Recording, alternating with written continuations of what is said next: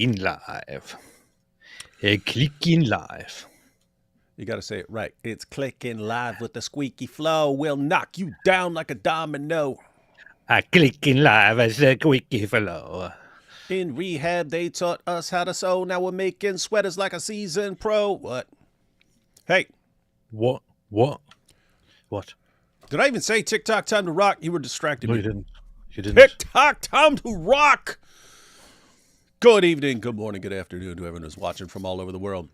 Hey, y'all heard of this? Y'all heard of this Tommy Robinson fellow? Yes. He is the only man left in the United Kingdom, in what is now known as England. The only man left who still has a pair of testicles. They should make that should be his next documentary title. The last two testicles in Great Britain. That's good. Wouldn't everyone have to watch that? Something called The Last Two Testicles in Great Britain? Yeah. The last testicles in Britain. The last English testicles. Yeah, so you had like the last airbender, the last dragon, the last this, the last that, and then you can have the last two testicles. Yeah. In Great Britain. Nice. We are an unstoppable fire hose of good ideas, ladies and gentlemen. And so anyone who's working with Tommy Robinson, you make a documentary called anything in the ballpark of what we just put out. Slam dunk. 500 billion views on that thing. Billion with a B. Shout out to Jack Ray for gifting 5 Apologetics Roadshow memberships. Use them well, ladies and gentlemen. Use them well. So guys, we went through a little bit of Tommy's interview with PBD on the PBD podcast yesterday. We were pretty massively distracted. Well, one of us was pretty massively distracted the entire time by focusing on what was going on with Iran. Still going on. Any updates on that, AP? Bigly. As we speak, so Israel is still, since yesterday, brutally targeting and brutally bombing, carrying out surgical airstrikes against Iranian military and nuclear officials, has already taken out a high number of very significant high-ranking people in Iran, which Iran also officially confirmed, including the head of the IRGC, the head of the Quds force, which is this proxy force and all that. As they were bombing today, Iran. Yes, they're all gay. Okay. Today, Iran decided to respond and finally started firing missiles at Israel. Oh yeah, I didn't get to read anything, but didn't they like hit Tel Aviv or something like that? Yeah, they're. I think there were third waves so far. I'm not sure what the situation is right now, if there has been more, but third wave so far, and Iran has been actually targeting downtown Tel Aviv. So they're directly attacking the city. They have most missiles have been intercepted, but some have struck Tel Aviv. And for the first time ever, actually, Israel was expecting this. Honestly, I didn't take it very, very seriously. But for the first time ever, we actually have images of destruction of buildings and a street in Tel Aviv. So Iran is currently trying to do their best to lash out and cause some destruction in Tel Aviv. The comparison, of course, is that when Israel strikes Iran, it's these are surgical strikes, precision military targets, and targeting their nuclear program. When Iran strikes back, they fire at the city. Kill all of you. So far, I think only one person has been confirmed killed in Israel. One person was critically injured and it has been declared dead. Then there is dozens of people were injured in the West Bank, apparently, and maybe a dozen people injured inside Israel so far. But people are seeking shelter, and Israel is telling everyone to seek shelter and all that. So to stay inside. Everyone see how that works? Everyone see how that works? It's the opposite of what our jihadi friends do in Gaza, right? Say, hey, there are rockets coming in. Everyone seek shelter. And we were careful to build you many, many, many shelters, and houses and buildings all have these shelters within them. There are panic rooms everywhere that are basically bomb-proof, panic rooms all over the place. And in Gaza, they do the opposite. They build tunnels for the jihadis, and everyone else has to stay on the. They want people staying on the surface and so on, so that they do get hit, so that then they can say, "Look at what the Jews are doing! Look, oh my goodness, they're attacking civilians."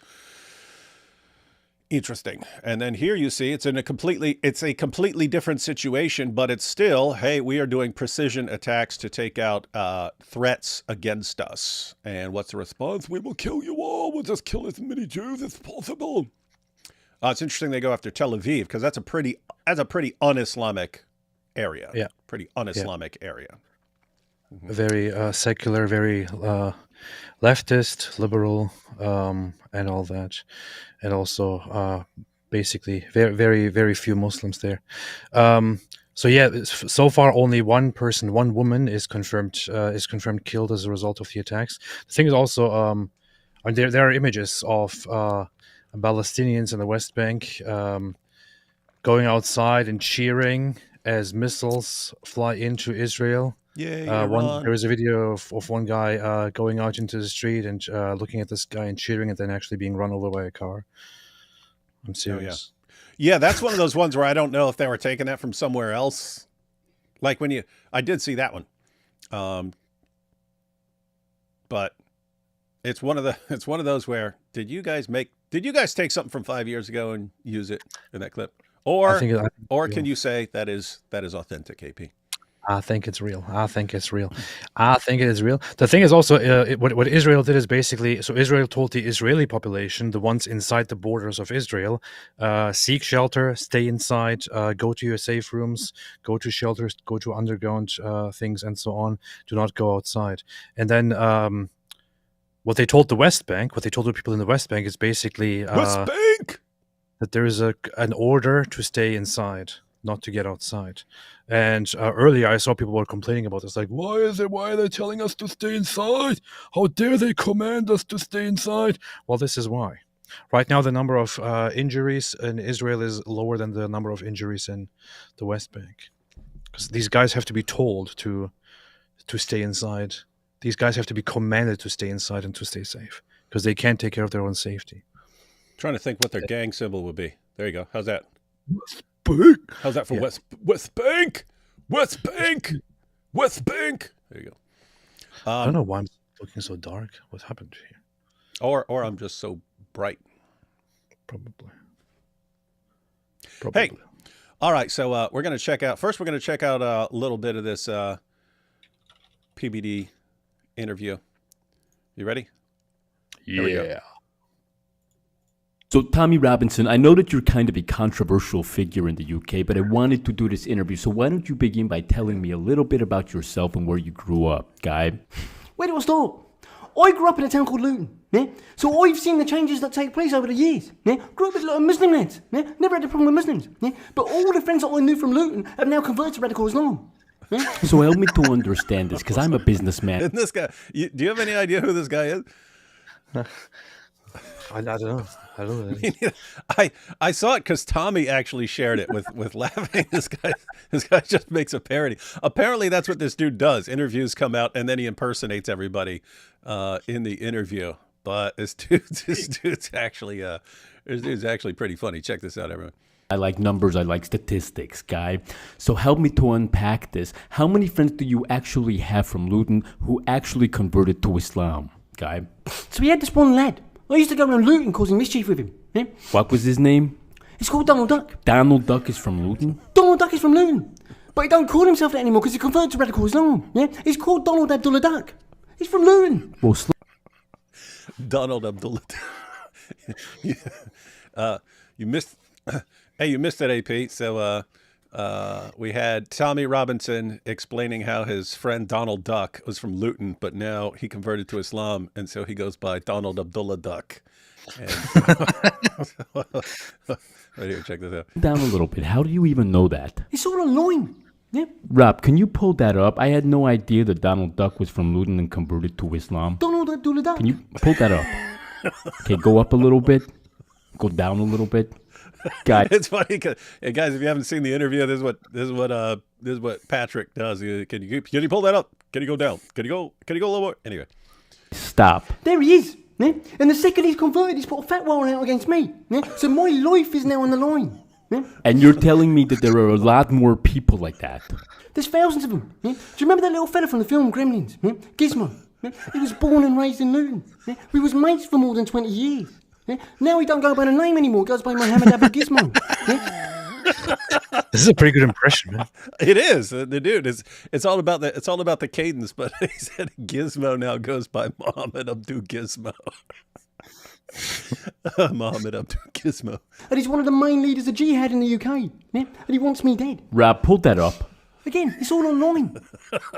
I'm a journalist. Yeah? I've tried to expose him when he tried to hide the fact that he joined ISIS. Yeah? And what you can't see in that picture because he's hiding it is that he's got a hook for a hand. Yeah? So he's essentially replaced the arch terrorist Abu Hamza. Yeah?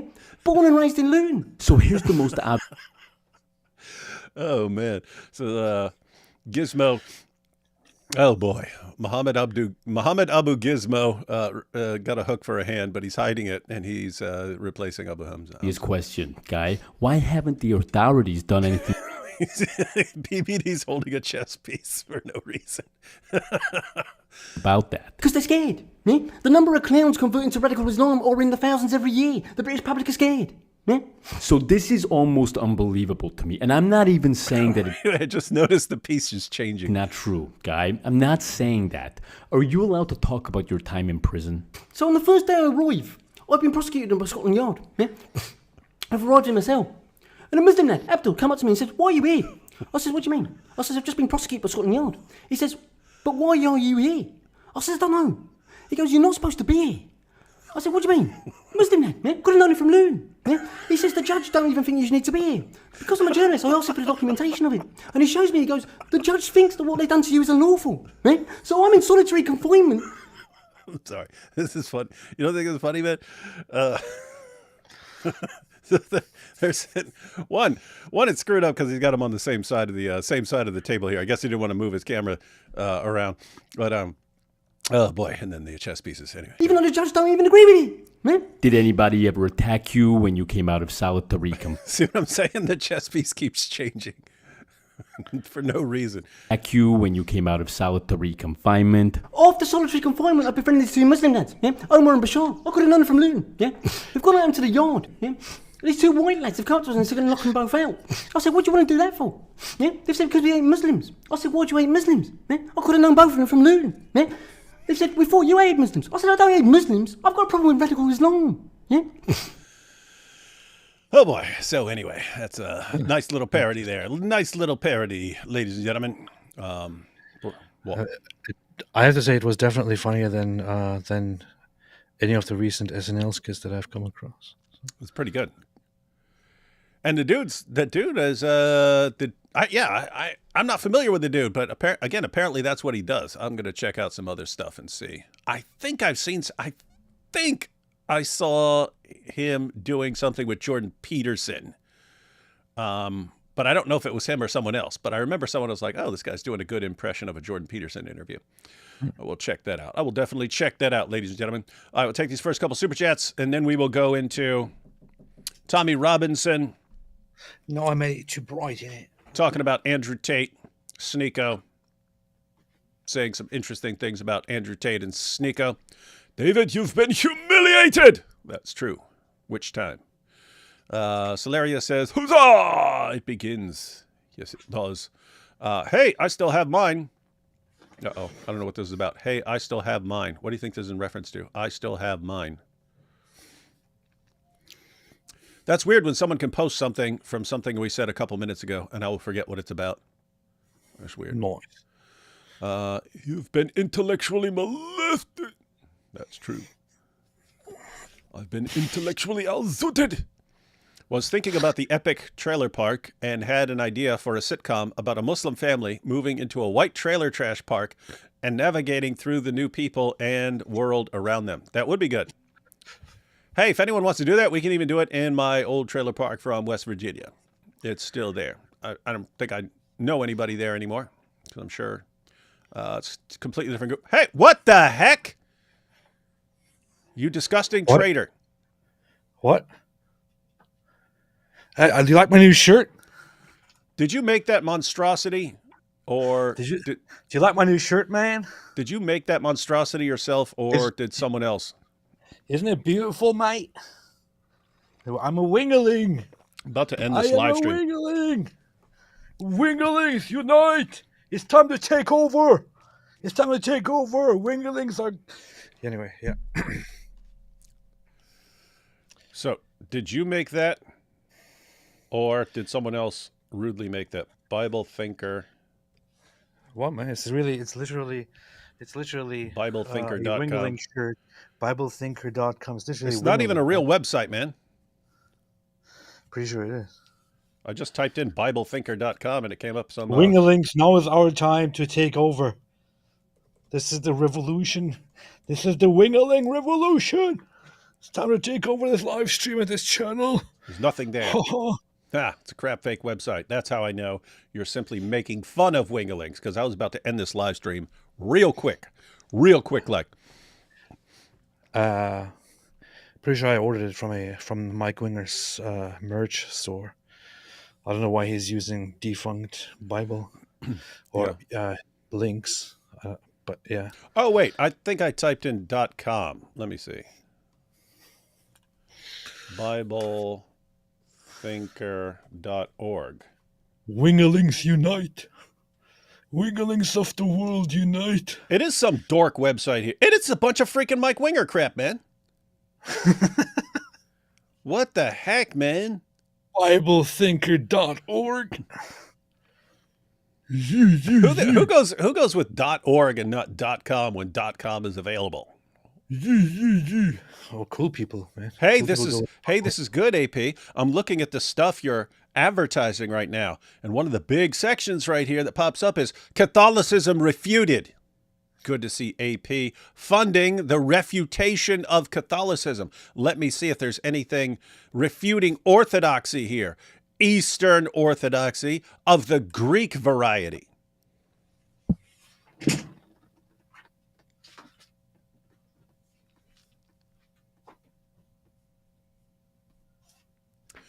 If AP comes back butt naked, I will be happy that he has stripped himself of his wingerling status, but I will not otherwise be happy.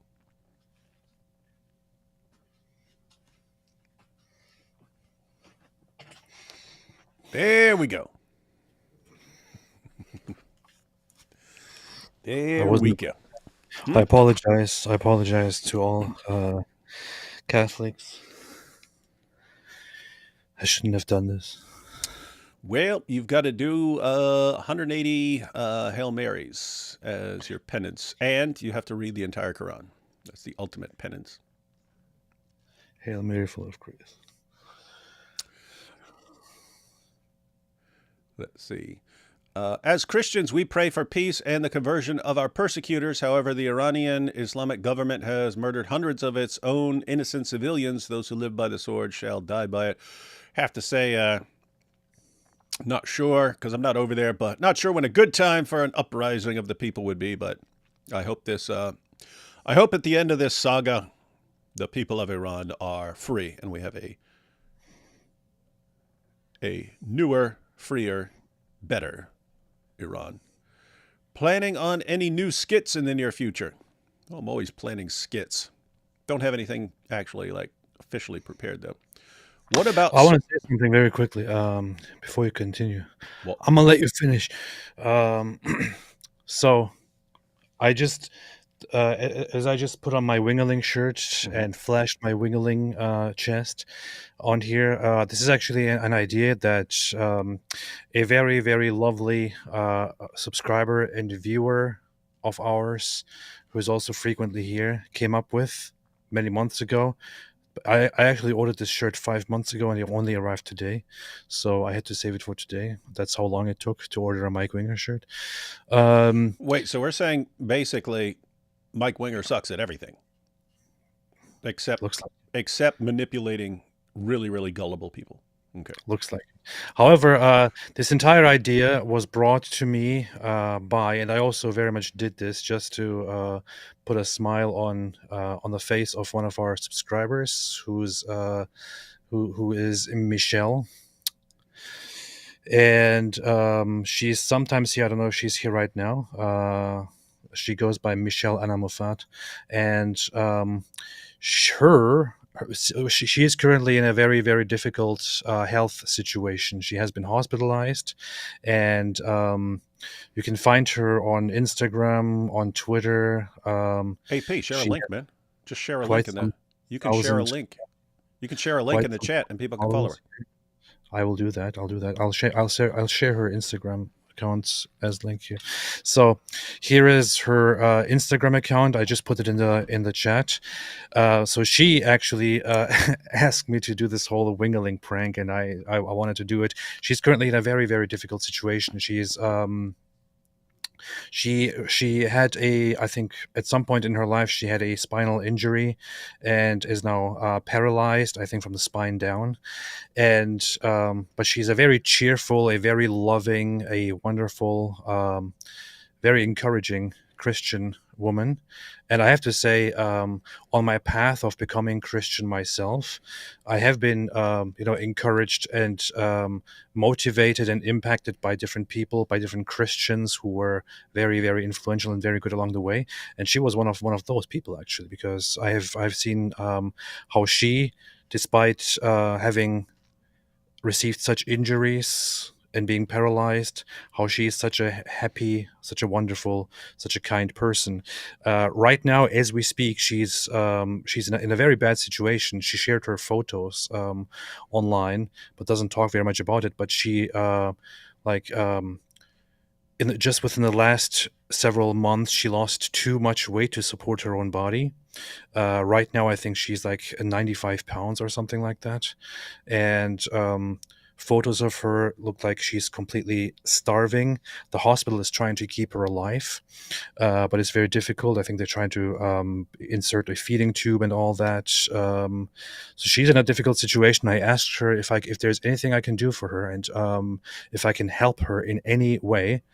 And all she said to me was, I just ask that you pray for me and pray for my family and all that. So I want to just ask everybody to pray for her, to keep her in your prayers. And I don't know, maybe contact her, wish her all the best. See that she hope and wish that she gets better soon, and so on. I haven't set up a donation thing. I'm still thinking about it. Still thinking about doing this in a different way. But at this point, I'm just asking everybody to pray for her. And I just shared her link in the chat. Go and check out her profile. Wish you all the best, Michelle. Yeah, everyone, say hi to Michelle. Be sure to pray for her. Mark says, "What about Speaker's Corner? Bob's cojones?" Yeah, there are. We exaggerated. There are some additional cojones. Bob from Speaker's Corner. Chris Speaker's Corner. Young Bob. Sig. David. Bunch of young guys over. A bunch of young guys over there too. Pretty awesome. Pretty awesome time. Let's see. Seems like Israel really al-zooted the regime.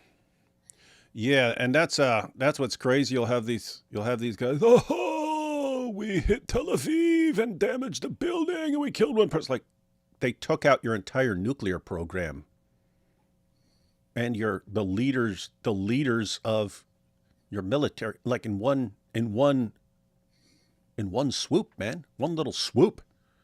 And now you're, oh, we'll start raining down bombs on the... Okay, what do you think they're going to do in response? I don't know. Maybe it's just me, but the Iranian Supreme Mullah does not look Persian. He looks like a U.S. Midwesterner or like Santa Claus. Kind of weird, you think? I was just saying that about some of these, what do they call them? Pallywood videos. I'm like, half the kids look whiter than me. What's going on there? The whitest kids I've ever seen in my life. Speculation time. Do you believe that the son or grandson of the deposed Shah is plotting to return to Iran? What would it take? Military coup? Yeah. And you have tons of people there who want him to return. And they believe that is the step forward to the free Iran. Yep. He should return. Iran should be free. Free Iran. Not sure exactly how that would work because the military is controlled by the mullahs, but the people are massively against the current regime. So have to see what happens. But that would do it if the military basically switched sides and said, you know what, we see the writing on the wall, we're switching sides. Oh my goodness! He also made a call to people, to the Iranian people, to stand up, and to. He also made a call to the Iranian army to say, see what is happening and stop following the orders of the Ayatollah and so on. So we'll see. Based. Oh my goodness, this guy is fantastic. Yeah, talking about that impersonator. Me? That is no, or me. Pair character. It's a super sticker. Thank you for that. Here we have Mrs. Ali Dawa. Using her whiteboard to post, tragic, isn't it? Inshallah, let there soon be peace between Jews and Hindus in the Middle Earth. Good. Dr. Wood, I've still got mine. Oh, yeah. Dr. Wood, I've still got mine. Regards, cojones. That's good. Wingnuts unite. Wingnuts of the world, unite! Iran has been militarily molested and humiliated and elzooted. AP, you need to wash your hair, brother. What are you talking about? He's got a hat on, man. Yeah. Quit telling people what to do. D-Wood, it's time for you to join us. Be a Chad. Be a Wingling. Yeah, I'll do that if I ever lose any concept of dignity. It's real. It's some Mike Winger crap. I know that's what's messed up. I thought AP designed his own stupid shirt just to be funny, and yet turns out anyway. Yo, AP and D Wood, would you ever have a discussion with Asmund Gold about Israel and Palestine, possibly sharing interesting stuff about Islam as well? What are your thoughts? I would be happy to do that. Yeah, I would be happy to as well. So yeah, if you want to. I generally don't go around contacting people unless I have a really, really important reason. But if you want to suggest it to him, then you can get the ball rolling. Long time, Mr. Streams. Did you guys see the fight between Jackson Hinkle and Jake Shields today on Twitter? It is hilarious. No, I didn't. But this is one of the things. You'll have all the various guys who hate Jews, and they're normally united on hating Jews.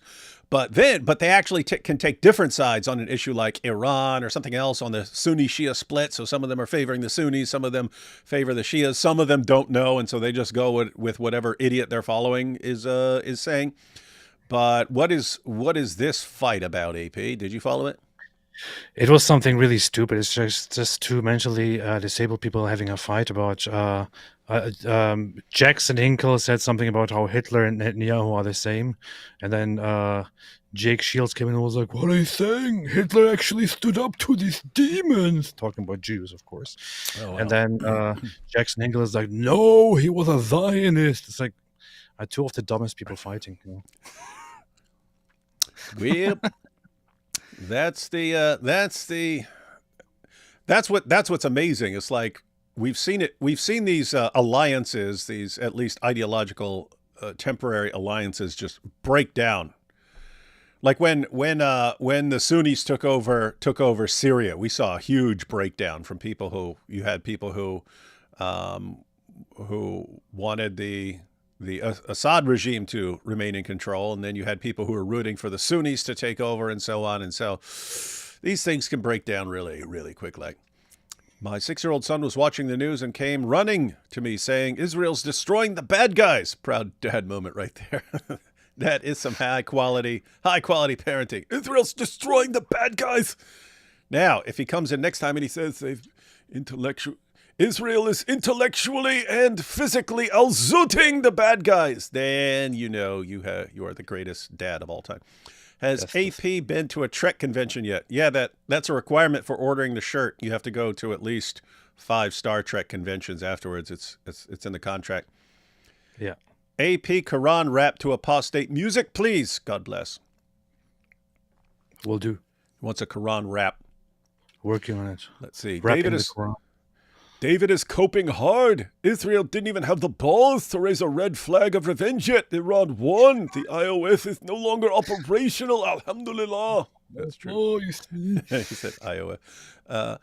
My absolute favorite part from Israeli military history is Operation Mole Cricket 19. Look it up on Wikipedia and see the enemy loses. You want to check that out?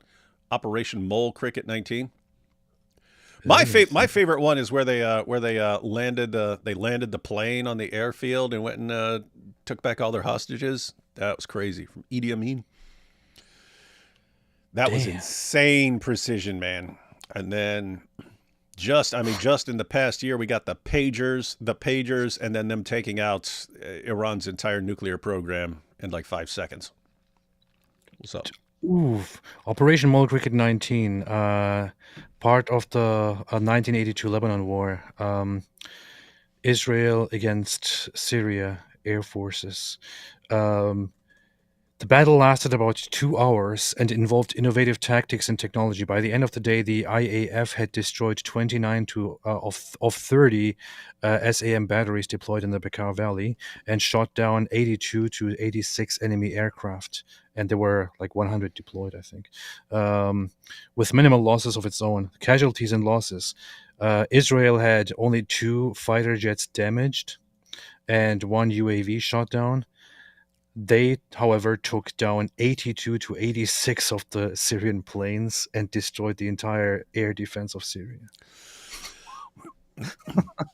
Brutal, man. The closer you go back to Israel forming as a nation shortly after World War II, the more even things were. Mm-hmm. But what continued to happen over and over again was Israel would have some brilliant tactic or strategy that if you actually wrote it down, they would like, there's no way this is going to work, man. It's like Mission Impossible type stuff. And yet it would just keep working. And as they kept winning, the power imbalance increased to where now they're way better tacticians than their enemies who are all, oh, well, this praise will raw to destroy them.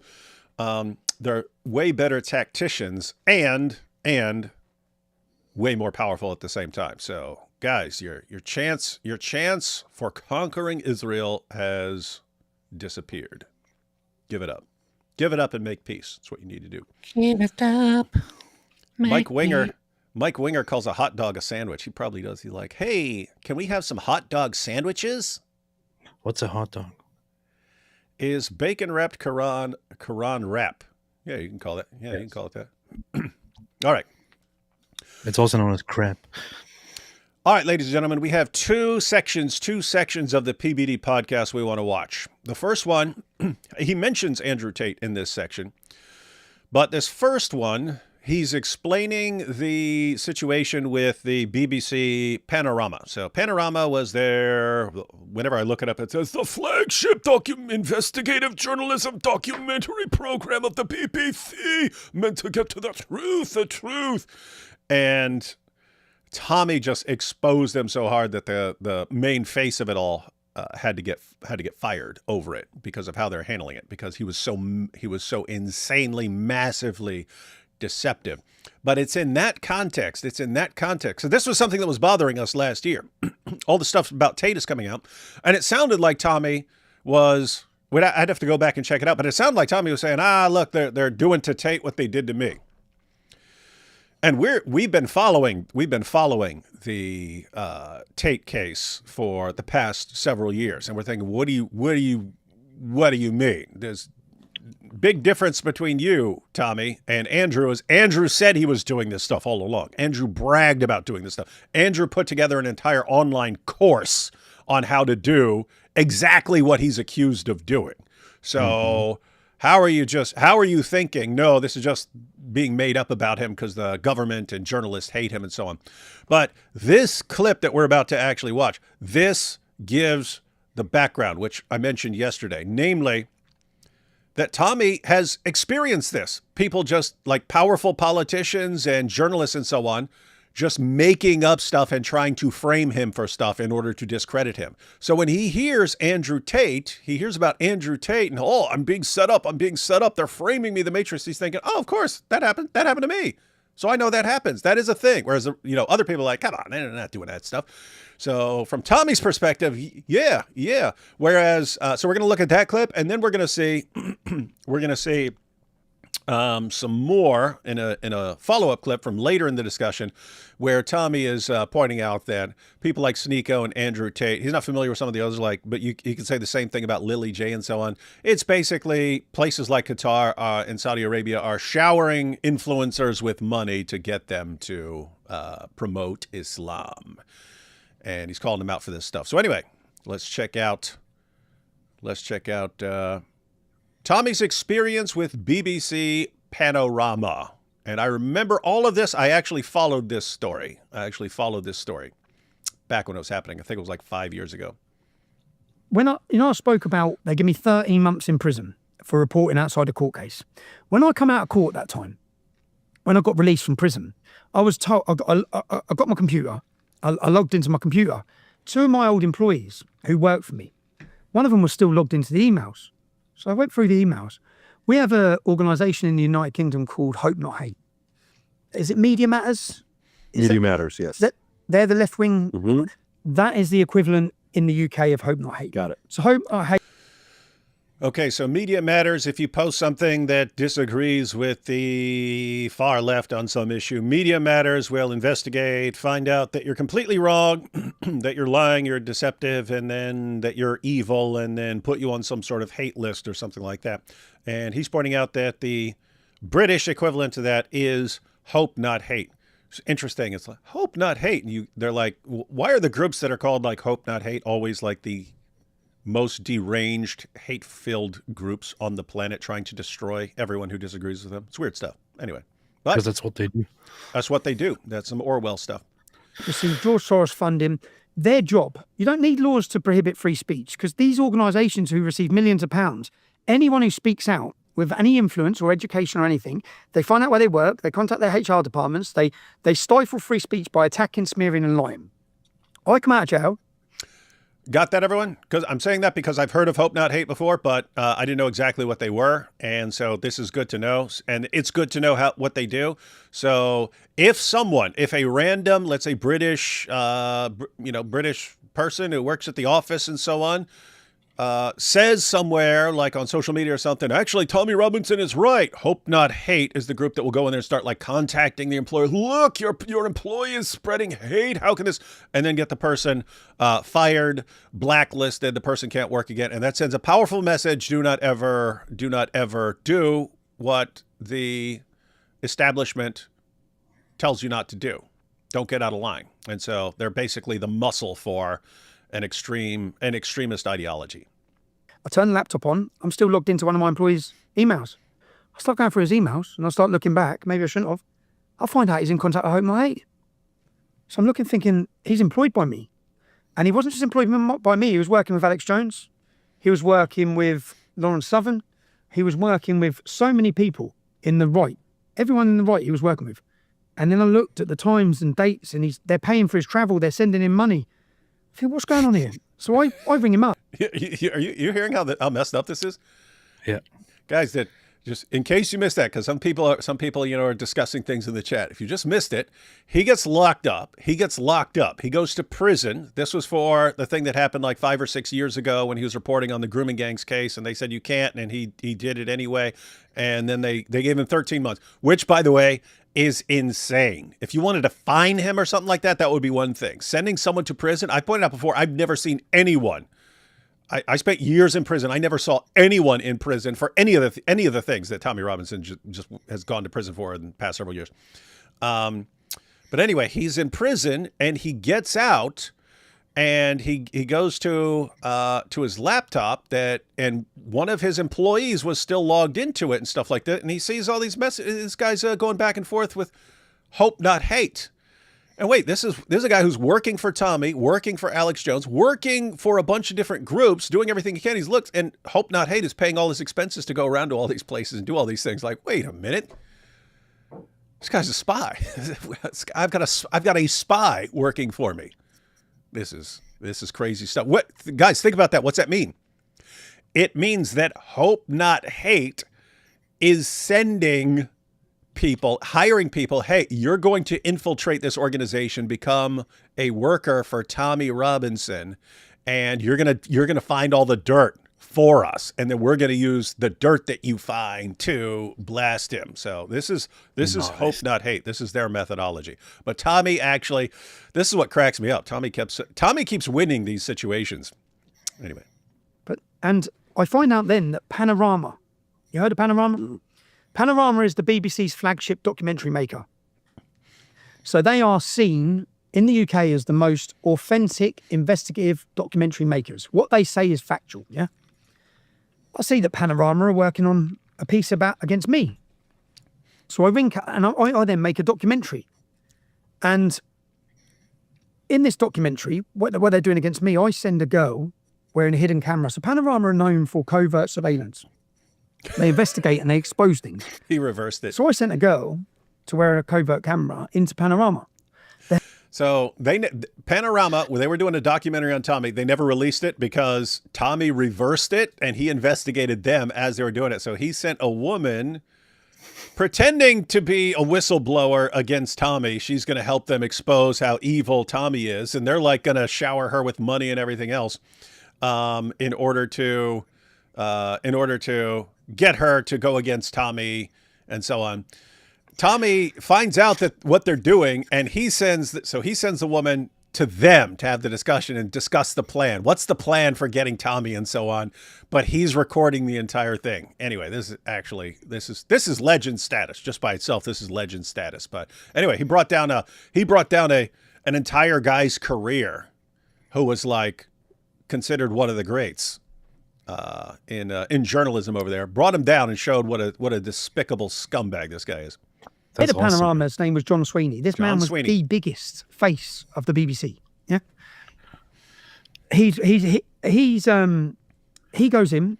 I send the girl in, and I get her wearing a wire, and I get him on camera saying that they're going to make me into a sexual figure. They're going to make me Harvey Weinstein. Yeah, so they're going around all my old employees.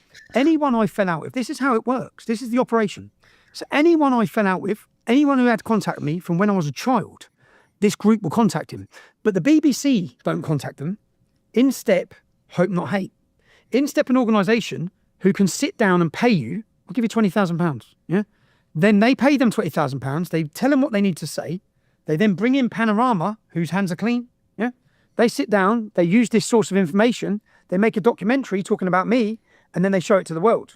And then they have... Everyone get this? So if the BBC were caught paying people to say certain things, then the BBC would be in trouble.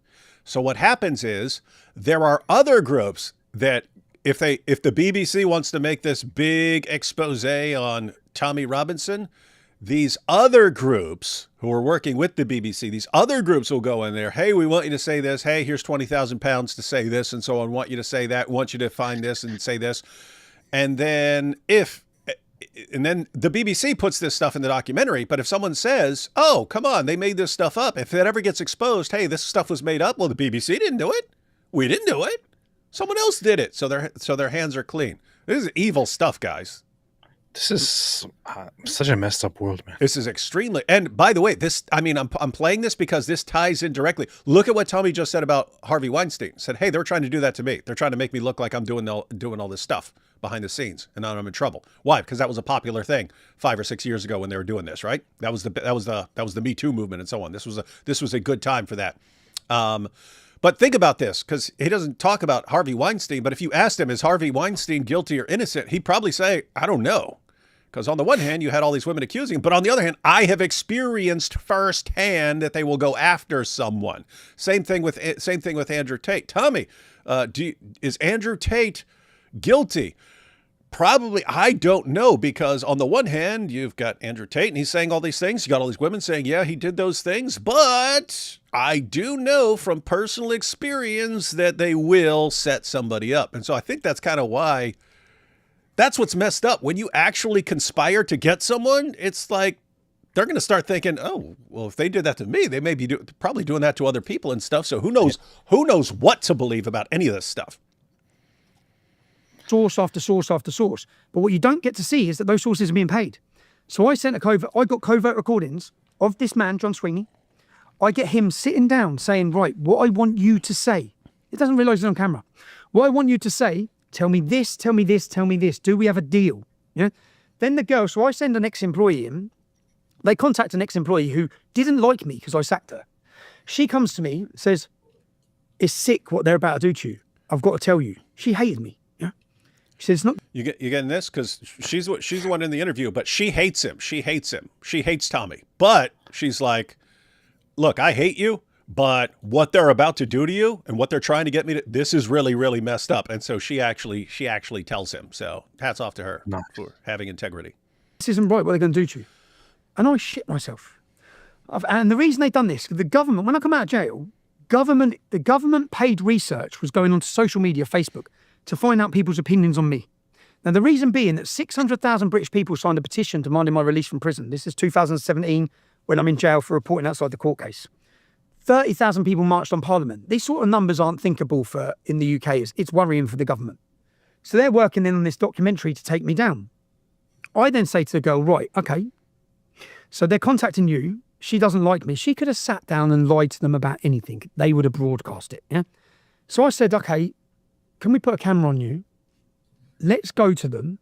You tell them about an argument we've had. Yeah, we did have an argument. It was about a demonstration. It's about Mohammed hijab. Nothing about sex or anything. And she goes to him and says, right, I've got a recording on Tommy Robinson. He's really aggressive and he's shouting at me. And then she says, but I was screaming at him, and she starts saying it was my fault. And he says, don't worry, we'll clip all those bits out. He doesn't really lose.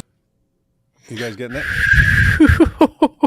So she had recorded. Yeah. So this is, keep in mind, this is separate from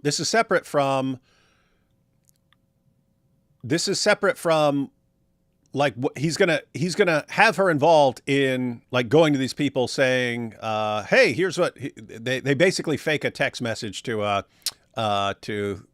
expose this guy. But she actually had a recording of a huge argument between her and Tommy, and she's saying, yeah, so Tommy's really nasty and really mean in this argument and saying all kinds of mean things, but I'm doing it too. I'm saying horrible things. Don't worry. We'll cut out all the clips of you being mean. And we'll just show what an absolute scumbag he is. This is BBC, guys.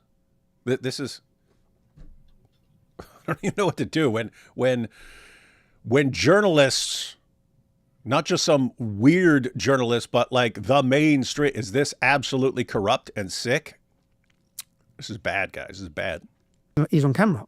He goes, we're going to make this into a sexual thing against Tommy Robinson. That's what he says on camera. Yeah.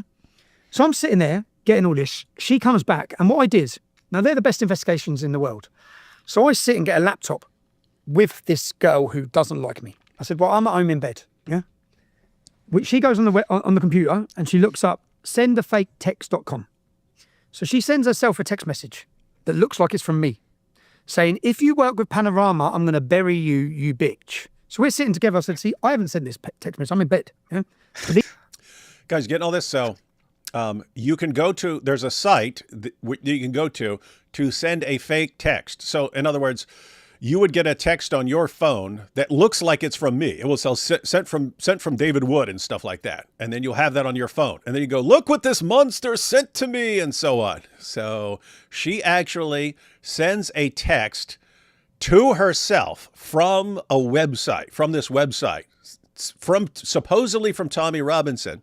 Tommy Robinson knows what's going on, right? He knows what's going on. He wants to show how these guys aren't serious they're not serious in their investigation. They're looking for anything. And if you come to them, look, and even if it's from a fake website and so on, they'll still just run with it. And so she types, if you work with Panorama, I will end you.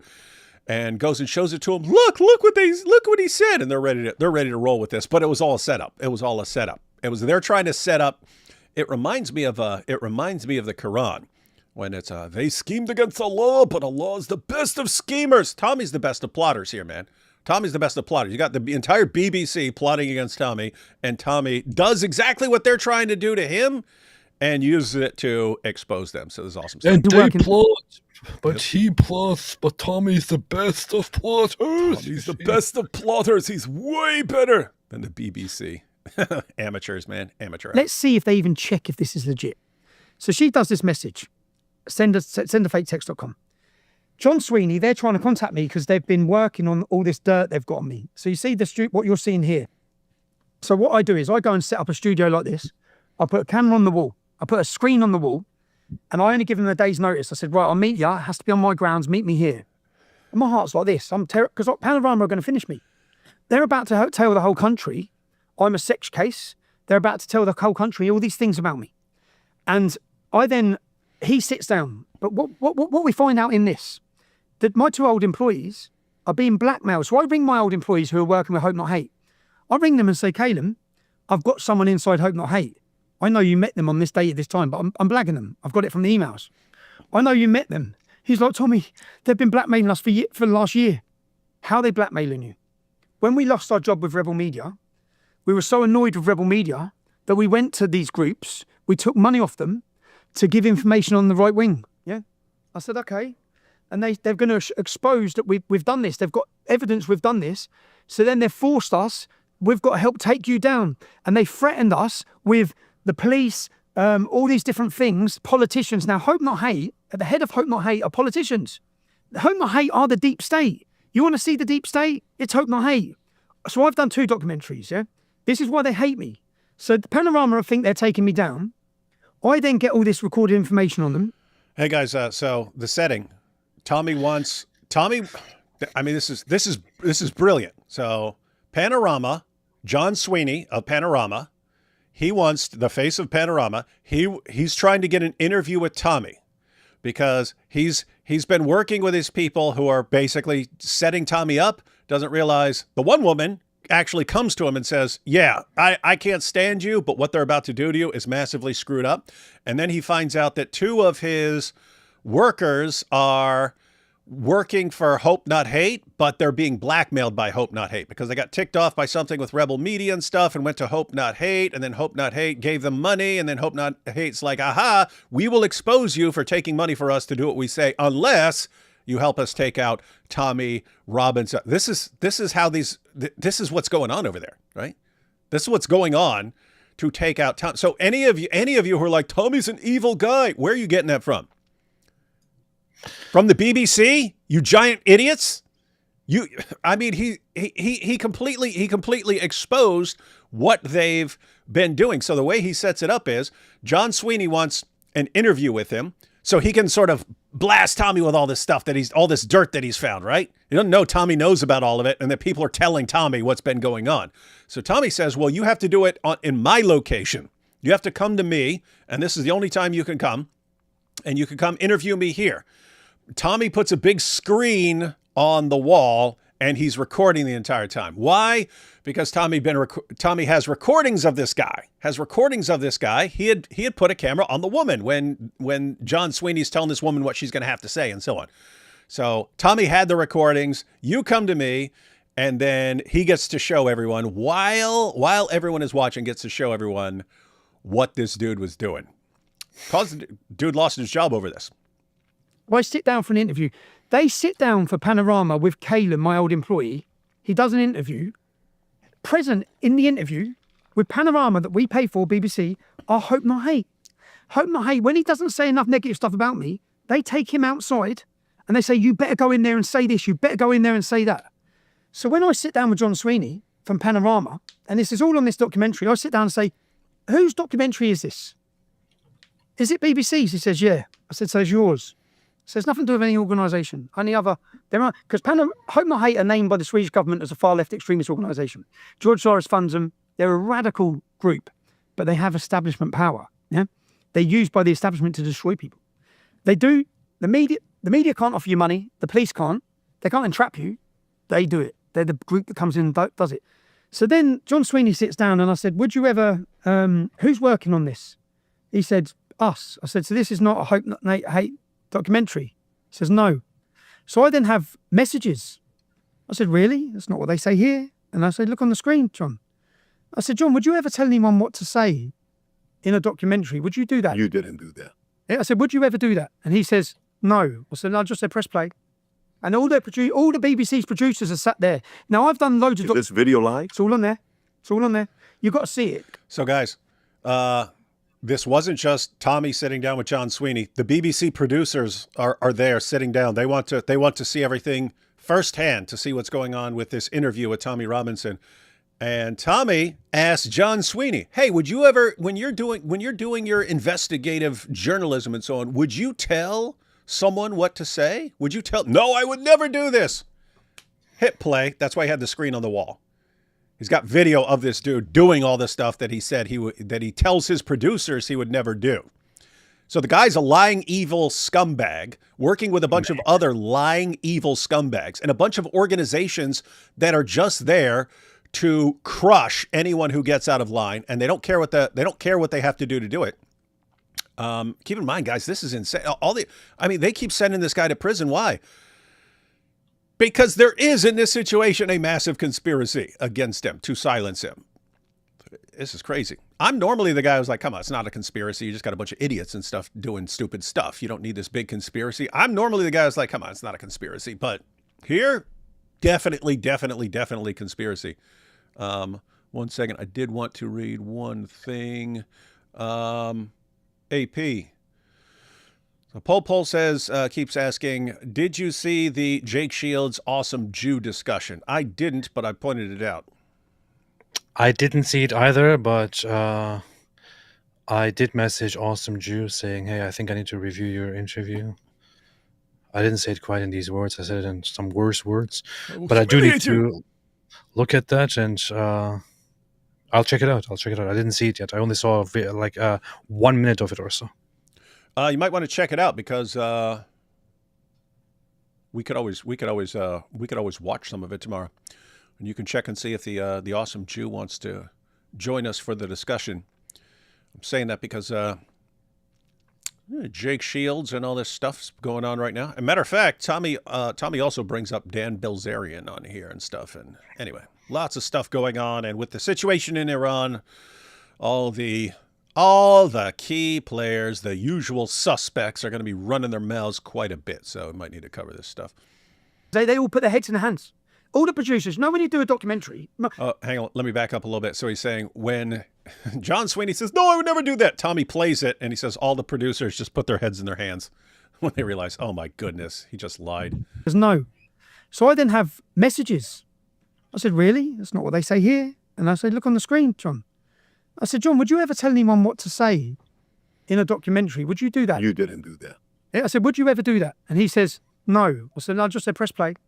And all the BBC's producers are sat there. Now, I've done loads of... Is this video live? It's all on there. It's all on there. You've got to see it, because they all put their heads in their hands. All the producers, when you do a documentary, this was the government... What minute is it on?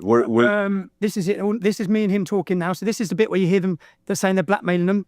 See the hand on the head? Yeah. Play that bit. This finished them. That's their producers. Look at that. See the producers back there? Oh my goodness, we are screwed. We are screwed. John Sweeney tried to set up Tommy, and Tommy reversed it and set him up. Like Sky or one mainstream media thing. And then I went back to London to drop something off. To go Date's name. So Kaelin was left in. What do you mean? I mean, they snuck into his room. This is the deepest, maddest stuff. They stuck into his room when he was asleep. Hope Not Hate. It's all in this documentary. They got him into a position, sexual. He's gay, that my ex-employee. Yeah, but it's all in here. The recordings are all in here. You guys hear this? It's easy to miss what just happened there. So Tommy's playing a clip from a guy who's saying that he's been ordered to say this stuff. Tommy says why the guy's been forced to say this stuff. Hope Not Hate gets him in a compromising position with another man because the guy's gay, but it's not whatever he's doing, it's not public. And hey, we will expose what you just did with this guy if you do not say about Tommy Robinson what we want you to say. These are the trusted organizations that are controlling what British people hear in the UK. Guess what? They're still there, guys. They're still. He exposed how sick and evil these people are years ago. Put out an entire documentary about it, and people are still going to the same exact sources of information. We can't trust Tommy. He's an evil liar because we say it. It's bad stuff, man. Man. Now, I've done so many documentaries over the years with the mainstream media. You usually just have the presenter and someone else. When I've done this one, all the producers were there. But they had no idea what I had on them. So I said, would you tell anyone what to say? And he said, no. I said, press play. And then it's a recording of him covert. Wow. And all of them just go like this. And they're sitting. Now, once I got this information, I got so much that this exposed them so bad. Panorama, yeah?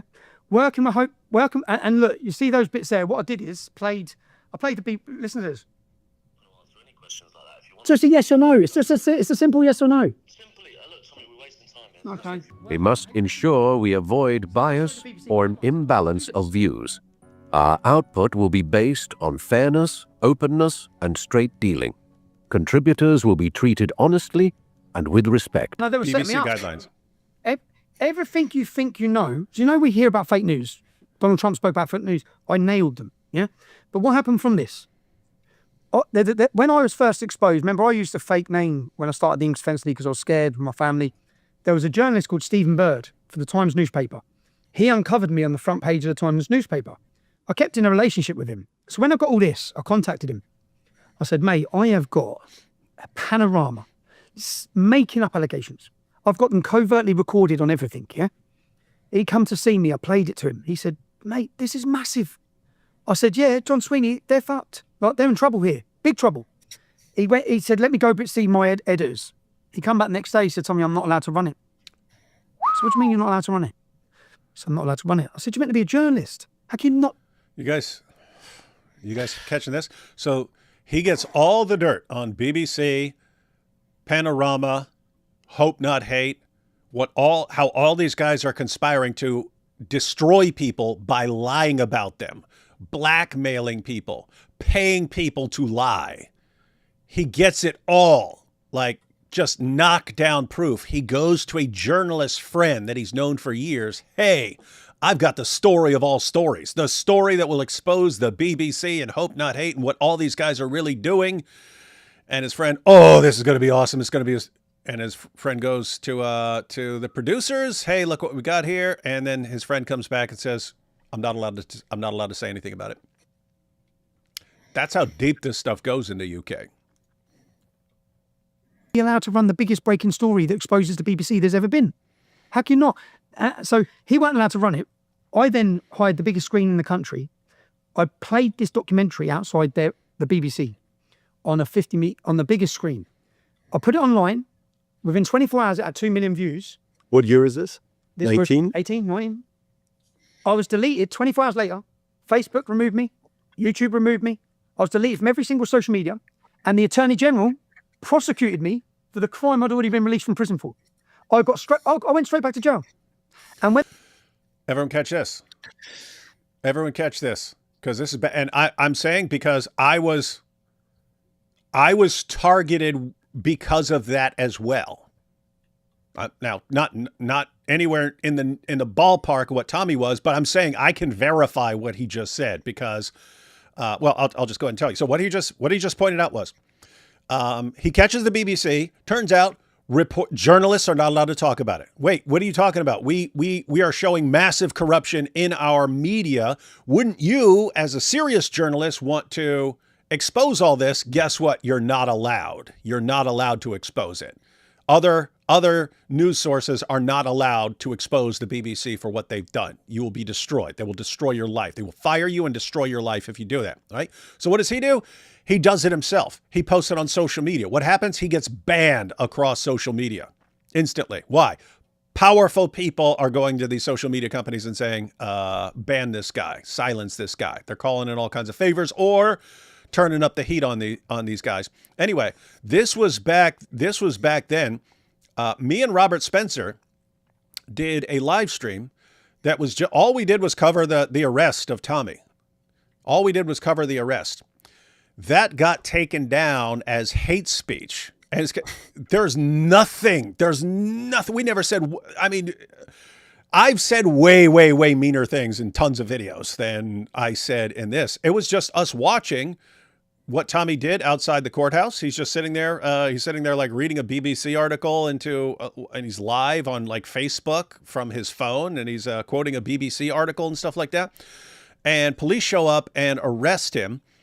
And we're just commenting, going, wow, this is weird. And then people are defending it. And they're saying, but there's a gag order. So during the 6 months trial, no one's allowed to report on the trial. And it's just like, they're obviously trying to make sure that people don't hear about what's going on with the grooming gangs. Like, obviously, they're silencing, they're keeping reporters from reporting on the grooming gang scandals, right? They're making it illegal to report on these grooming gang trials, right?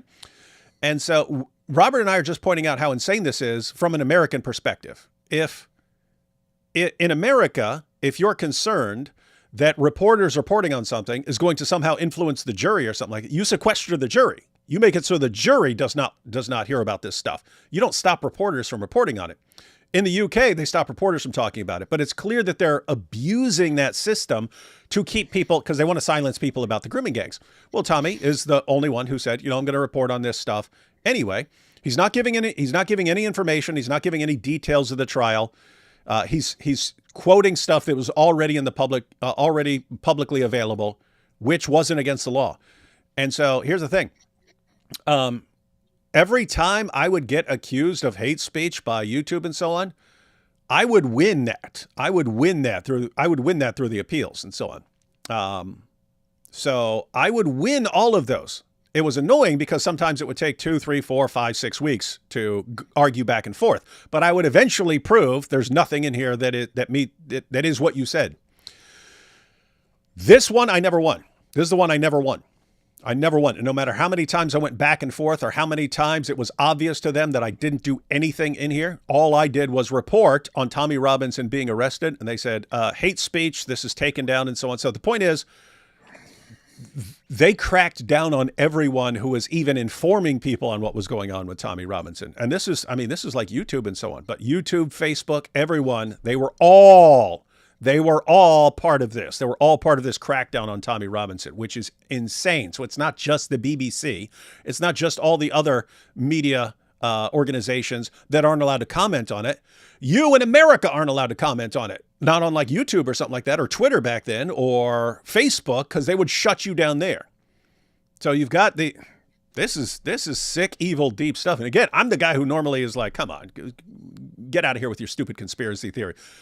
This is a massive conspiracy, massive, massive, massive, and it's sick and evil. And think what's the goal? You got to silence this guy. You got to silence this guy from exposing the grooming gangs. And guys, in the rest of this interview, we're not watching it all. We're just watching a couple parts. But in the rest of the interview, he makes it clear why. You've got all these politicians and so on, and they rely on the votes of Muslim groups. It's the only way they can get elected. It's the only way they can get elected. So they need the Muslim votes. And so they can't be rocking the boat with the grooming gang scandals, or they're not going to get the votes. But after you've done that for a while, after you've silenced people about the grooming gangs, guess what? Your hands are dirty. Your hands are dirty. And Tommy is going, hey, we're going to expose everyone who's involved. Well, guess what? That's all the politicians. That's all the police. That's journalists. Everyone's in on silencing this stuff for political agenda. And so they can't let Tommy, because we all think, well, why wouldn't people want this exposed? Why wouldn't people want this exposed? By the time Tommy's exposing it, all these politicians have dirty hands and they've been covering stuff up for years. And if he exposes the whole situation, they get exposed too. They're done. They're done. So what do? Got to silence this guy. Otherwise, we're all screwed. Sick stuff, man. Sick stuff. They've done that, Joe, to stop this film. What Facebook did is made mention of my name illegal.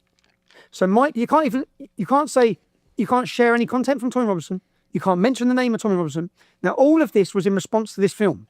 Now, again, I got a hate speech strike for mentioning Tommy in a video. There's nothing in there where we said anything that would come anywhere close to violating a YouTube rule. It was clear I was just not allowed to talk about Tommy. That was why they came at me. this film went out. That's us showing it.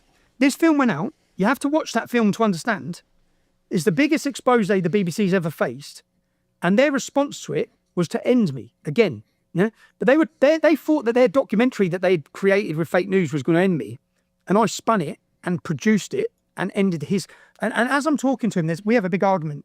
I say, "You're about to ruin my life." And Is that in the it's all in there? Rob? Can you go to that part? So you'll see. Yeah, What minute would it be in? So play the film again. Fast forward. Keep going, keep going. They're the covert recordings of him lying. I got him being racist, homophobic, talking about shooting gays. The head of the BBC. I got him nailed on everything. He was saying really messed up stuff. He was using slurs about gay people. I didn't know what they meant. I had to look them up, and I had to find out there are different British slurs against gay people. But this is Really, like what? poofter was one of them. He was calling a guy a poofter. I didn't know what a poofter was. So I had to look it up, but it's a derogatory British term for a gay man and so on. But this guy's just saying stuff that he would never say what he really thinks about all these issues. And behind the scenes, yeah. Anyway, this got him fired. This all got him fired. I think they accused us of is them. Do you know the comments he made about working class? Do you know, so you understand the working class? He said, we heard about someone being working class. He said, we wanted to go visit this work. In the green room in the BBC, there was someone who was working class. You know, like you'd go and see an animal in the Mongolian Mongolian jungle or something like that, he said. Like, that's how they view us. That's the comments he made. So, and the guy's, Tommy gets him recorded, and the guy's saying, I heard someone's working class. I want to go look at him like an animal in a zoo. This is the face of the BBC Panorama. They're investigative journalists. he called me from. Huh? You should, yeah. I need to watch that documentary. I've never seen it. I've heard of it a long time ago, but I haven't seen it. I need to watch it. Yeah. We should. Hey, we should get Tommy with us and then just watch the entire thing and discuss it with Tommy. Because apparently it hasn't sunk in for people. And all the forces at work against Tommy and his friends and so on and allies, they've still been successful. It looks like things are turning a corner right here with Elon helping him out a bit and stuff like this. It looks like Tommy's starting to win now, but they were able to shut him down several years ago and then just lock him up again. Scumbag Irish background, as in poor, because my mum's Irish and poor. This is the way they view us. You see it? They call him scumbag Irish background. And this nailed it. But if you keep going, you'll see at the end when I get up, look. Wow. But this, and do you know the fake text? So send a faketext.com. When we're going through all this, he kept going for his pocket. And I'm playing. I said, no, hold on. One more thing. Let's see what he's saying here. So I'm playing. I said, would you ever be racist, John? No. Press play. Homophobic, John? Press play. This, John? Press play. And on everything. And then at the end, he gets out of his pocket and he says, yeah, Tommy, you said you'd bury her. I just looked at the camera and said, I told you. Then he... Everyone... So Tommy starts questioning this dude. Everything this dude says he would never do, Tommy has secret recordings of the guy doing exactly what he said he'd never do. So Tommy exposes him right in front of all of his producers. And I remember because I watched this. And after Tommy just like destroys this guy and like ends his credibility while he's being recorded and in front of his producers, the guy goes back to the fake text that Tommy knew was being sent and was that Tommy's friend had sent from a website where you can fake text from someone. And it's, hey, if you work with Panorama, I'll end you. And at the end, that's what the guy had on Tommy. Oh, yeah, Tommy? Well, you got this? Oh, the case cracker. The case cracker. You sent this text to a woman to silence her. And it was all fake. It was all fake. That was what he had on Tommy. This is evil, man. This is evil stuff. Check it, because it suited their narrative. So they say, like yourself, if I say I want to make a hit documentary on you, this is what the BBC do. It's what they do on everyone. You've seen the whole, I don't know what to believe in any of the cases. So when they go Andrew Tate, when they go all these different people. Here we go. That's why I played this, guys, because this is how it all tied together as far as Tommy saying, yeah, I can believe. Keep in mind, guys, to be clear, we do not believe Andrew was set up. Doesn't sound like Tommy believes that anymore. But as of like last year, it sounded like Tommy thought Andrew was set up for stuff. Why? He'd been through that. He'd been through this for years. And so if he hears Andrew Tate going, I've been set up by the Matrix, Tommy's going, I know exactly what that's like. But so anyway, here's him on bringing Andrew Tate into the discussion. Documentary on you.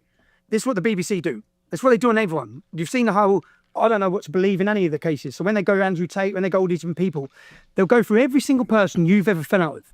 Now, how many of those people will be willing to make stuff up, especially if you give them a 20 grand check? Yeah. So this is Hope Not Hate working with these. I produced a BBC documentary. Is that him with a bit of paper for us, mate? Down. John says he would give me the right to reply, to which I would say it's fake. But the fake allegation that I threatened to murder my ex-female employee would effectively be aired to millions of people across the world. And I'm certain every national newspaper would run with the headline, Tommy Robinson threatens to kill female employee. I wanted to prove, and I've just proved, how easy it is for fake news to be created and for people to be targeted and their lives destroyed. You have been harmed.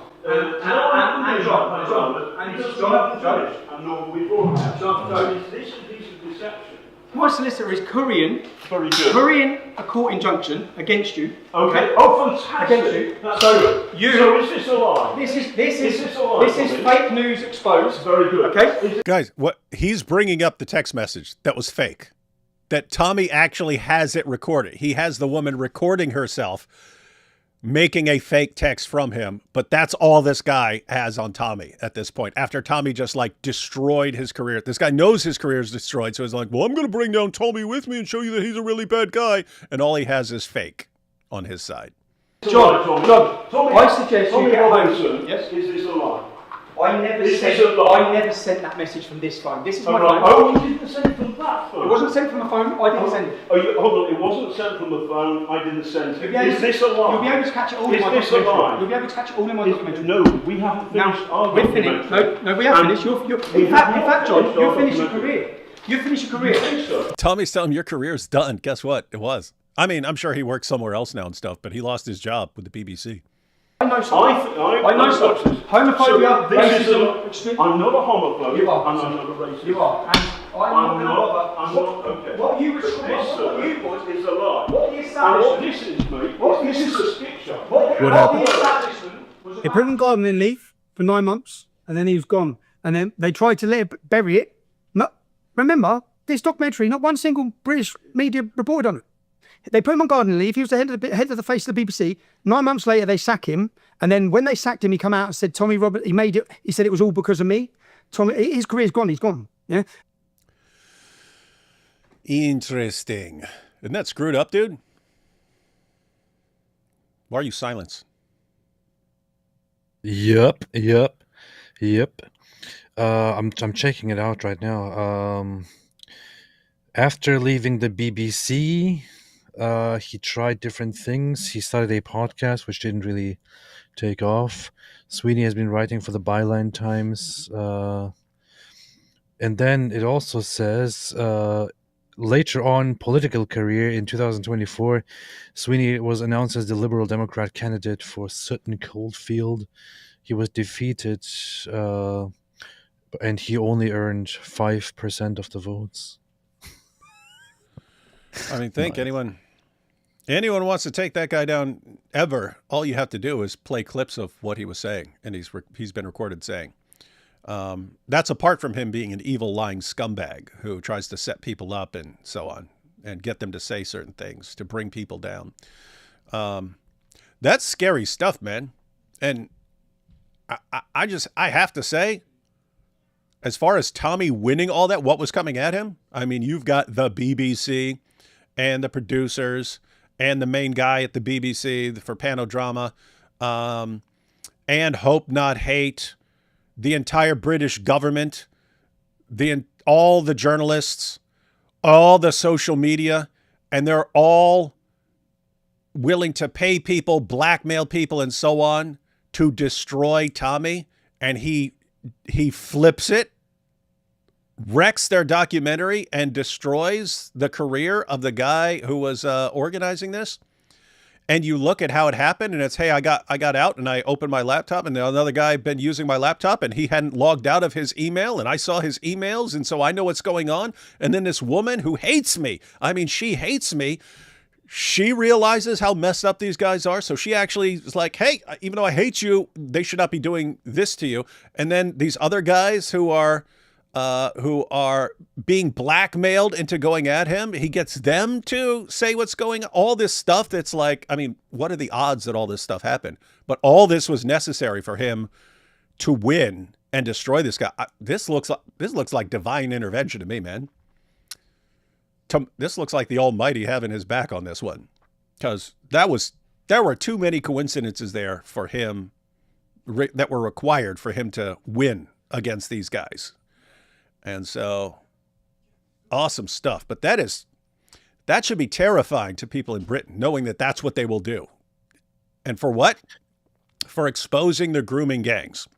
And you've got the government whose hands are dirty because they helped, not wanting to be exposed, and they will destroy anyone who's going to expose them. Sick stuff. Sick stuff. Very sick stuff, man. Very sick. Very, very, very sick stuff. Yeah, so I wanted to play all that so people know what's going on. We'll take a couple super chats, and then we're going to watch. It's a shorter clip, but it's him talking about Sneako, Andrew Tate, Dan Bilzerian, and how these guys are apparently, probably, most likely, getting paid for all this stuff. Wild stuff. Getting all zooted. David and AP, prove it. We can't. We don't have the proof. Prove it. Come on, man. Prove it. AP's bookshelf equals interstellar library. Yep. That's what it is, man. It's intergalactic. Intergalactic planetary. I'm 40 minutes late. Bummer. Also, hi to you both. Let's go and get a favorite maid. Winger's the kind of guy to say, hello? Is anyone there? In a haunted house. Yeah, that's why he'd be the first one to go at the beginning of the movie. You're on a plane, and there are only 3 free seats. One in between Mike Winger and Lily J, one in between Andrew Tate and PBD, and one in between Pierce Morgan and Dave Smith. Which seat are you picking? Oh, Tate and PBD in a heartbeat. In a heartbeat. Pierce Morgan and Dave. I would say I would take Mike Winger and Lily J. My two favorite. AP still got jokes. AP still in prank mode. Ha, ha, ha. Everyone cheer for AP. Ha, ha, ha. He's being a funny prankster. Just here to tease AP for not being baptized. Very rude. People are laughing at you. No matter how hard he tries. No matter how hard he tries, he just can't get baptized. Welcome to AP land. Rude. The cat-human struggle is real, folks. The cat-human struggle is real. Rude. Why do you guys hate Mike Winger so much? Don't get me started. I have to do a whole live stream. No, to be fair, I'm not allowed to hate my enemies. I have to love them anyway. But as we see, as we know, you do have to call out evil. You have to. And it's not unloving to call out and expose terrible, awful evil. I love Mike Winger. I think he's one of the best. Yes, I love Mike Winger because I'm commanded to love my enemies. But that doesn't mean he doesn't need to be exposed and humiliated. I will say that part of the problem is that the BBC's government run and the British people have relatively limited local options as a result. Great Britain is totally screwed up. They need to get rid of the BBC and end that alliance between. If that's what they do, if that's how they roll, you need to get rid of it. There should not be that should not be under the government. Everything else Tommy is saying is pure cope. He literally obstructed the course of justice. No, are you joking here? Or the country of Prince Andrew grooming gangs. I literally have a LLB in law from Coventry Uni, British Uni. I still can't tell if you're being serious. Well, there's no obstruction. What kind of nonsense are you talking? They targeted a guy because of his and what do they keep doing to the guy? What do they keep doing to the guy? Oh, you read a BBC article while live. Oh, see, 13 months in prison. So, by the way, oh wait, I just wanted to point out along these same lines, he got back to the UK. This is what he's about to go on trial for. They said, you know, Tommy, because of this terrorism law, we can actually order you to give us your phone PIN number so we can look through your phone on this terrorism law. And he's like, what? I'm not a terrorist. Like, yeah, we know we're not, but we're just using that so that we can order you to give your PIN over. He's about to go to prison for that, guys. He wouldn't give his PIN. Why? Because he's got all the people he's in contact with and discussions and all this text and stuff were all on his phone. They're like, give us that.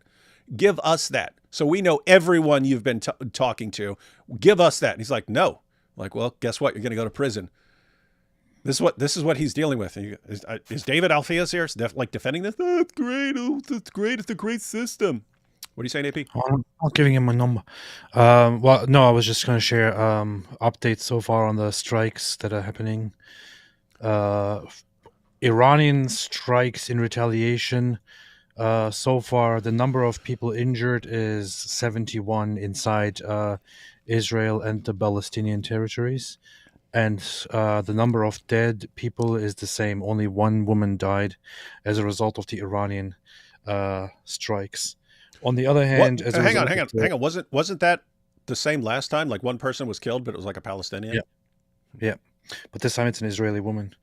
On the other hand, the Israeli strikes are still going on. So far, 90 deaths are reported in Iran.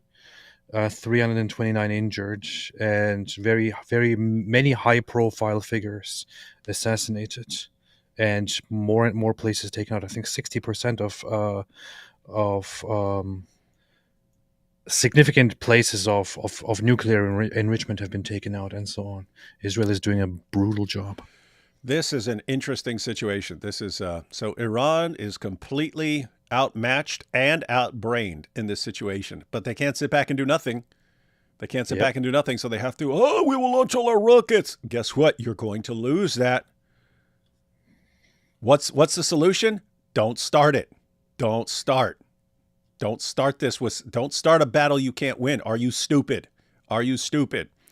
And keep in mind, the longer Iran, and they know that, here's the thing, Iran knows this. The Iranian leaders know this. They know if we keep launching these rockets over at Israel, they're going to keep blasting us. They're going to take out more and more leaders until our entire leadership is gone and the people take over. But we can't not send the rockets because then we just look weak and... Yep. So they are screwed, and they put themselves in this situation. And now, Iranian regime, you are screwed. If you stop the retaliation, you're screwed because you look weak. And then everyone's going to see that you look weak. And they're going to take over. The people are going to take over because you look weak. Or if you don't, and you show that you're strong, they're very strong, we'll launch rockets at them. Then they're going to keep blasting away, and they're going to take out your entire leadership. In which case, the people are going to take over. Either way, you guys are screwed, and you put yourselves in this situation. That's what they do. That's what they do, man. Susan says, I wish we had Mexican immigration. Oh, that's how Tommy Robinson said that when he was asked it. Yeah, when he was asked if he was a racist and so on. And he's talking about, but yeah, it's at some point he was talking about people crossing over in the United States, crossing the border and so on. And he's like, I wish we had Mexican immigration. He's pointing out that, a bunch of these groups, they're hard workers. Like they come and they work. And he's pointing out the difference when Islam, we're not going to immigrate and we're going to leech off the system and things. And so, but anyway, he says, I wish we had Mexican immigration. Are Americans aware the real danger to the U.S. is Islam? Trump is going hard in Los Angeles. They're not aware of anything at all. Yeah, I don't. We're certainly better off than the UK, but Americans don't know nothing. I would say people understand Islam a little better here, but not much as far as government and so on. If you don't pay your jizya, you're a super poofta. Right-wing controlled opposition Talk TV on YouTube has new Our Gang News to drip info out as if to prove Tommy Robinson wrong. 7 men out of hundreds placate the public. So Talk TV on YouTube has new Grooming Gang News to drip info out as if to prove Tommy Robinson wrong. Yeah, not familiar with that. Let's see. Check the way Wikipedia frames John Sweeney's career ending, just lies upon lies. You want to look that up, AP? Were you on the Wikipedia site? Were you on Wikipedia when you looked up John Sweeney? It was just on there, yeah. What's it say about why his career ended? Let me see. Let me see. He says it here. Ivory says he just ceased working for the BBC in 2019, right? Is that what it says? He ceased working. Like, dude, you went after Tommy and lost bigly. You went after Tommy Robinson and you lost bigly and were humiliated. That's why your career ended. Well, it does say, it has a section about Tommy Robinson. On 23rd February 2019, about 4,000 people protested outside BBC offices in Manchester against one of Sweeney's planned Panorama episodes on the activist Tommy Robinson, who also led the protest. During the rally, undercover filming of Sweeney obtained from a supporter of Robinson was shown on a large screen. In the film, Sweeney is heard making a number of remarks which were described by the activist as being racist. Homophobic, and anti-working class. Sweeney also made derogatory remarks about the BBC, ordered a large amount of alcoholic drinks, which he claimed were being paid for with his expenses. I remember that. So this is all when he's interviewing the woman that had come to Tommy saying, hey, they're trying to set you up, man. I hate you, but they're trying to set you up, and this is messed up. So Tommy says, okay, I'm going to put a camera on you. And she goes in there and she's recording everything. And it's really messed up because you get an idea of this guy's methodology. He keeps ordering more and more drinks. Hey, don't worry. This is all being paid for by the BBC, trying to get her drunk. And you just think, okay, is this the first time this guy does this? No, guys, think about the guy's MO, because you see it in the documentary. His MO is, let's find someone who's enraged at a guy I'm targeting, and let me just give more and more alcohol until the person is spilling everything and going along with anything I suggest. That's sick, evil stuff. That's BBC, guys. The BBC. Furthermore, it says, and he also called the former IRA leader Martin McGuinness one of his political heroes. Sweeney later apologized for the remarks. The BBC stated that any program we broadcast will adhere to the BBC's strict editorial guidelines and that work on the Panorama program would continue. The NUJ stands for National Union of Journalists, condemned what they described as the intimidation of BBC staff and journalists. Panorama issued a statement apologizing on Sweeney's behalf for his offensive and inappropriate comments. The Panorama episode on Robinson was never shown on the BBC. On October 22, 2019, Sweeney announced via Twitter that he would be leaving the BBC after 17 years, calling founder of the EDL, Tommy Robinson, a complete cunt. After supposedly being fired because of Tommy Robinson's documentary Panorama and the protests outside Manchester. Well, that's quite fair, you know. I fought Tommy and Tommy won. I fought Tommy and Tommy won. How crazy is it that this guy, I mean, he actually has the entire government and all the media, and then back then social media coming after him, and he's winning, man. He's winning. So Tommy busted them for this. How many others have been destroyed in like manner? That is the question.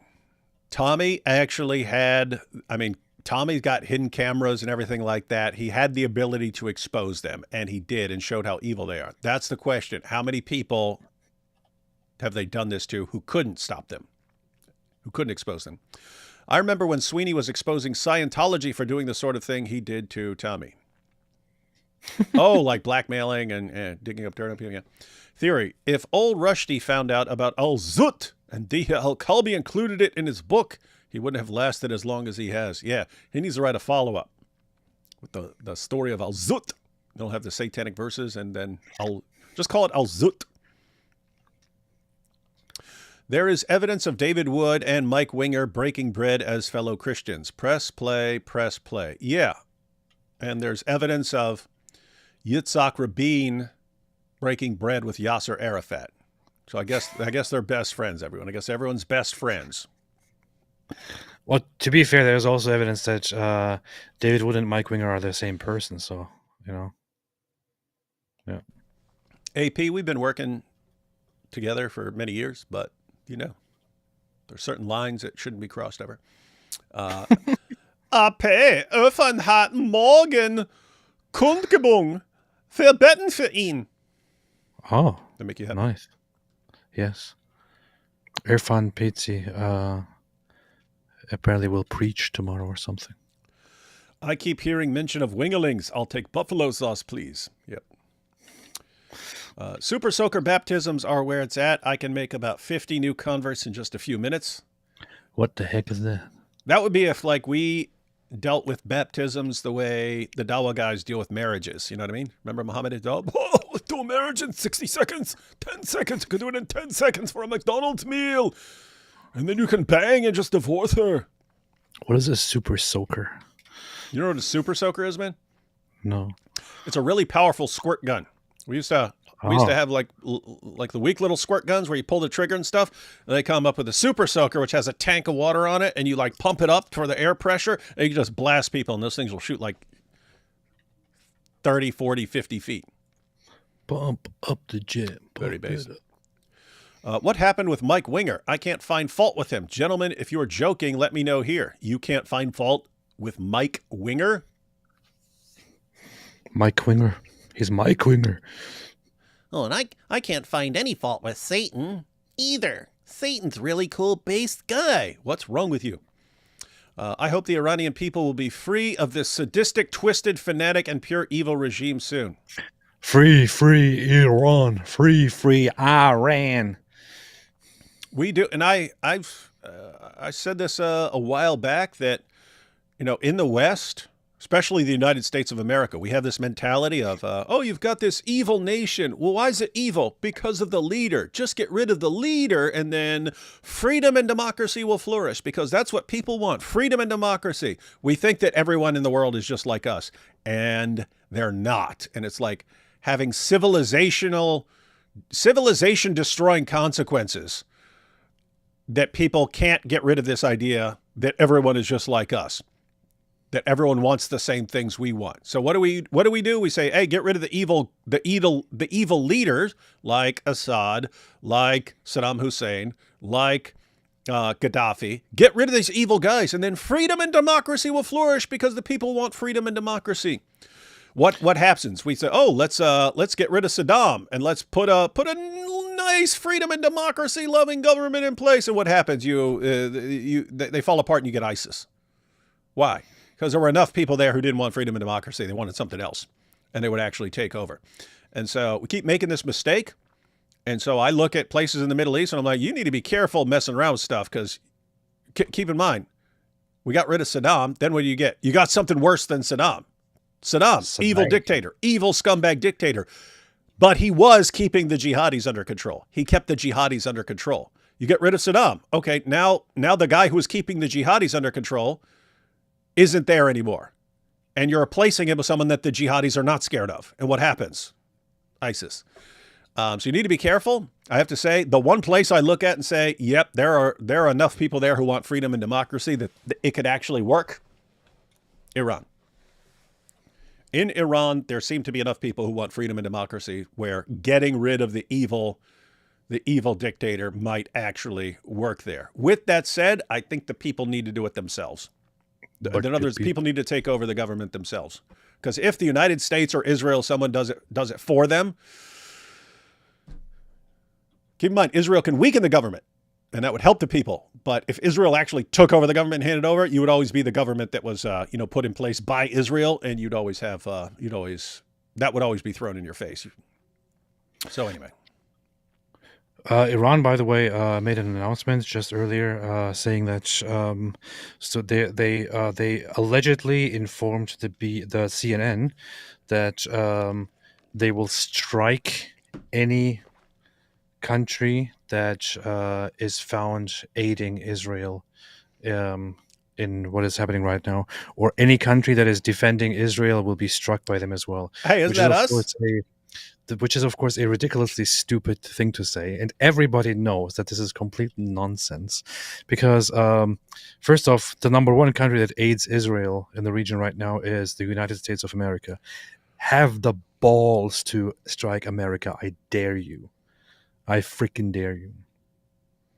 And then there are other countries which they will never even touch. So they like to bluff a lot. They talk a lot. And it's just hilarious, right? Oh no, AP, what are we going to do? We're in the United States and Iran is going to get us. Iran is coming to get us. We're so scared. Apollos here says, I'm paying you to shout out my event on Modern Day Debate. I just pulled this up. It looks like the one that is tomorrow. Debate. This is on Modern Day Debate, scheduled for 8 p.m. Eastern Time tomorrow. That's a really crap time, man, because me and AP will be live during that time. But guys, you might be more interested in the debate. So this is atheism or Christianity, which is true? The false dichotomy. There could be others. Craig versus Apollos. That's a beautiful idea. Let's tell everybody to not watch our live stream and to go watch that instead. Everyone, don't watch our live stream tomorrow. Go watch Modern Day Debate, who deliberately scheduled his debate. Craig versus Apollos at the same time as our live stream in order to get viewers away from us. Sick, evil stuff. This is like BBC level evil right here, man. It's messed up, man. It's the most evil stuff I've heard. Modern Day Debate. James from Modern Day Debate's trying to outzoot us. He's trying to outzoot our channels with this. Tommy Robinson said a news blackout. The drip proves it. I still don't know what the drip stuff means. The drip means. Oh, yeah. As far as the news blackout, yeah, that does help prove stuff. Israel does a global service in ridding the world of a nuclear threat by a maniacal dictator, and yet not one thanks will be given. Oh, it'll be from us. Never forget the BBC, Jimmy Savile, Southport cover-ups either. Anyone believing anything coming out of the BBC nowadays needs to see a doctor. Yeah. People just need to never watch it again until there is no reason to keep it going and it can be replaced by something that doesn't absolutely 100% grade A suck. Because that's what it does now. It sucks. All right, AP, are you ready to watch this shorter clip where he talks about Sneako? He actually accuses Sneako of being a bit of a poofda. I don't think you should be using that word, man. I don't know. Is it like normal? I don't know. Yeah, it's like the blood clot thing. I don't know if it... Well, now I know that you're not supposed to say blood clot. But for a while, I didn't know. I thought it was acceptable because I saw it in Marked for Death. All right. Here we go, ladies and gentlemen. So back to Tommy on the PBD podcast. And our good friend Tommy is going to be talking about... He's going to be talking about Sneako. He's going to be talking about Andrew Tate. He's going to be talking about Qatar. He's going to be talking about Dan Bilzerian, AP's hero. And let's see what happens. And now, what are you? What do you believe in? Are you a Christian? Are you a Jew? What would you say? Do you believe in God? Yeah, I'm a Christian. He's a Christian now, ain't it?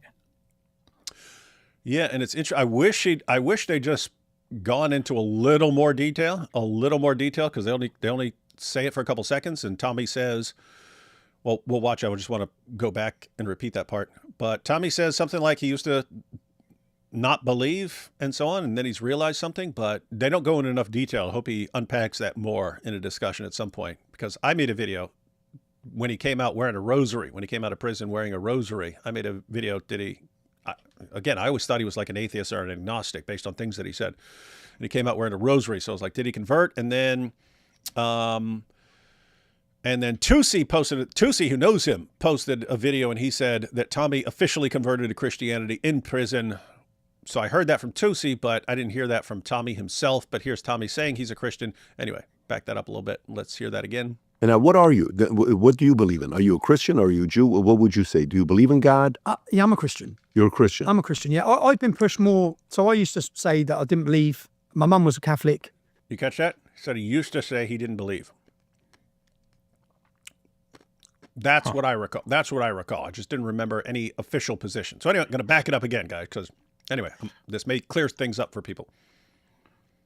And now, what are you? What do you believe in? Are you a Christian? Are you a Jew? What would you say? Do you believe in God? Yeah, I'm a Christian. You're a Christian. I'm a Christian, yeah. I've been pushed more. So I used to say that I didn't believe. My mum was a Catholic, brought up. But then as I've seen the attacks on Christianity, and I've also seen the decay in British society, and the fall of Britain has come from the fall of belief.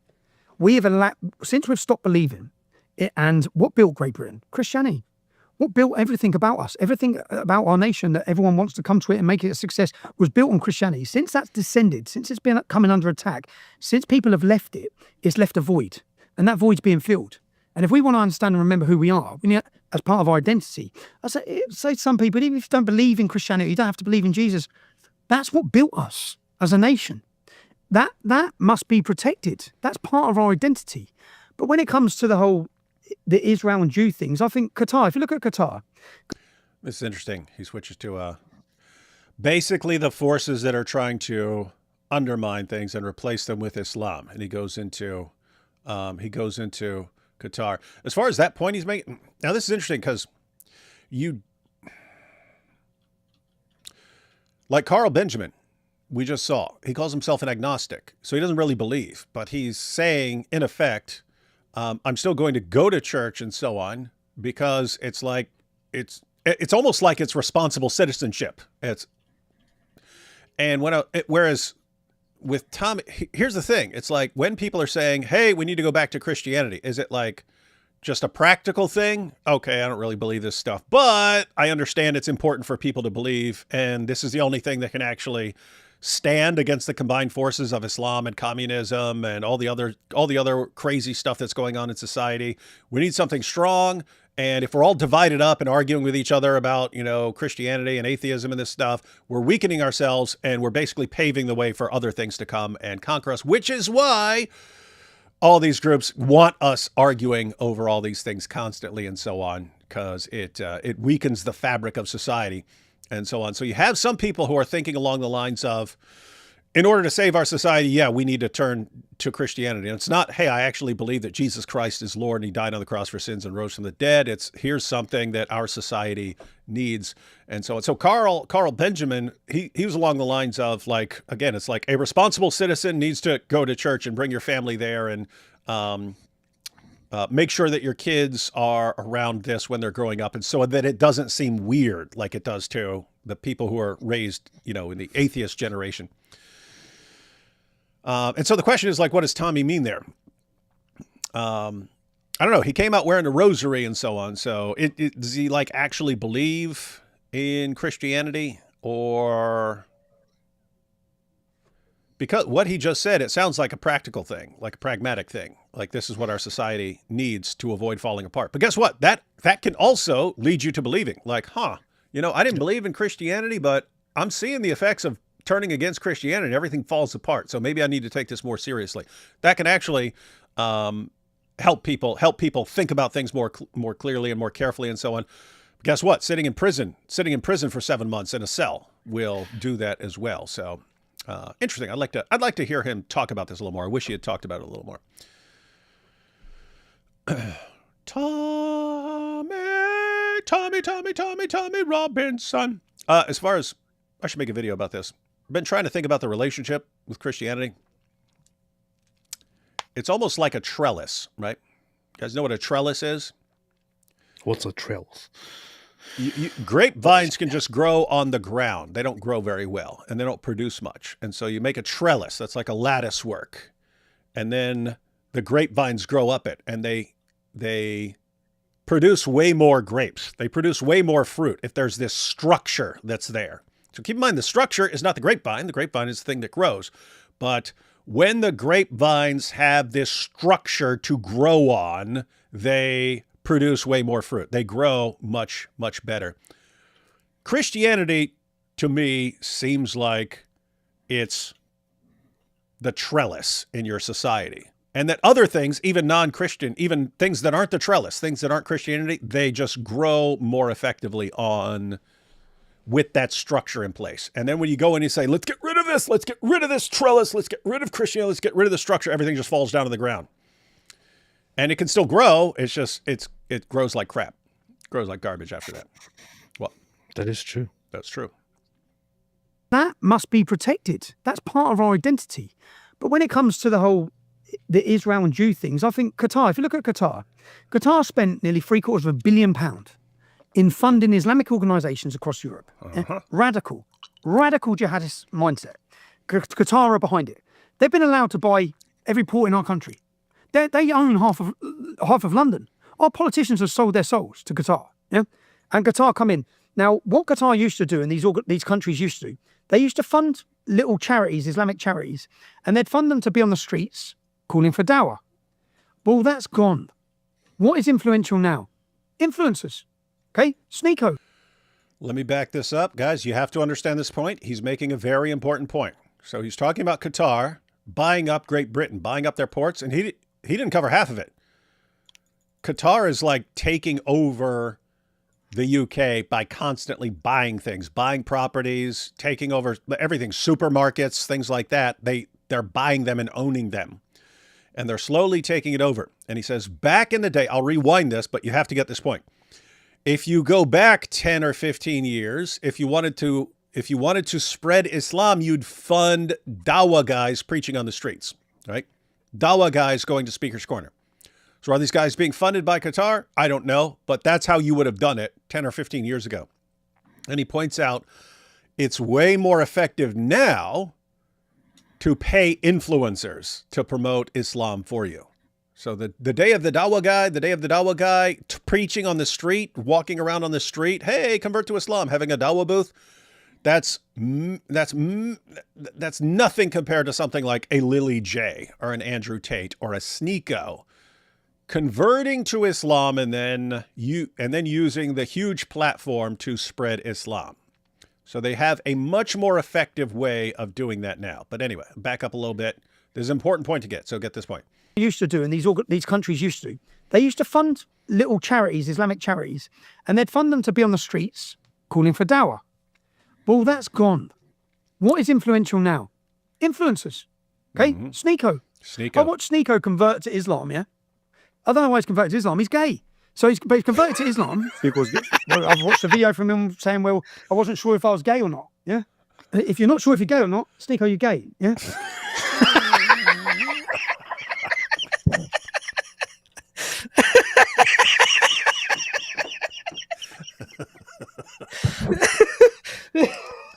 Oh, man. Oh, gosh. How crazy is that? Wow. We're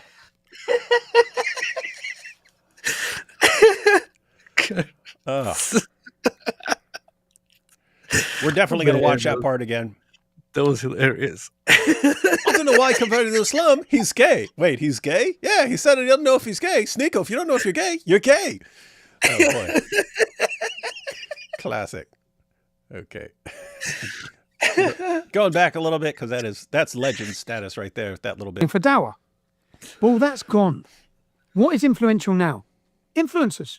Okay, Sneako. I watched Sneako convert to Islam, yeah? I don't know why he's converted to Islam. He's gay. So he's converted to Islam. Sneako's gay. Well, I've watched a video from him saying, well, I wasn't sure if I was gay or not, yeah? If you're not sure if you're gay or not, Sneako, you're gay, yeah? It's pretty simple. He said very simple. What's funny is he just seemed like he was gonna just brush right past. I don't know why he went to Islam. He's gay, and it seems like he was just gonna go on as if nothing had happened. And Patrick like, what? Oh yeah, he's gay. Oh man, this is funny. To Islam. Sneako's gay. Well, I've watched a video from him saying, well, I wasn't sure if I was gay or not, yeah? If you're not sure if you're gay or not, Sneako, you're gay. Yeah, it's pretty simple. Okay, that's what his words, not mine. So I'm just going by his words. Yeah? Look at PBD go. PBD's sitting there going, this is a good point. This is a good point. Let me get Sneako on here to talk about his sexual orientation. What is influential now? Influencers. Okay, Sneako. I watched Sneako convert to Islam. Yeah, I don't know why he's converted to Islam. He's gay. So he's converted to Islam. Sneako's gay. Well, I've watched a video from him saying, well, I wasn't sure if I was gay or not. Yeah. If you're not sure if you're gay or not, Sneako, you're gay. Yeah. It's pretty simple. Okay. That's what his words, not mine. So I'm just going by his words. Yeah. But I watched Sneako, and then he converts to Islam because it's become trendy. Remember, people like us telling the truth about Islam, we were attacked and silenced.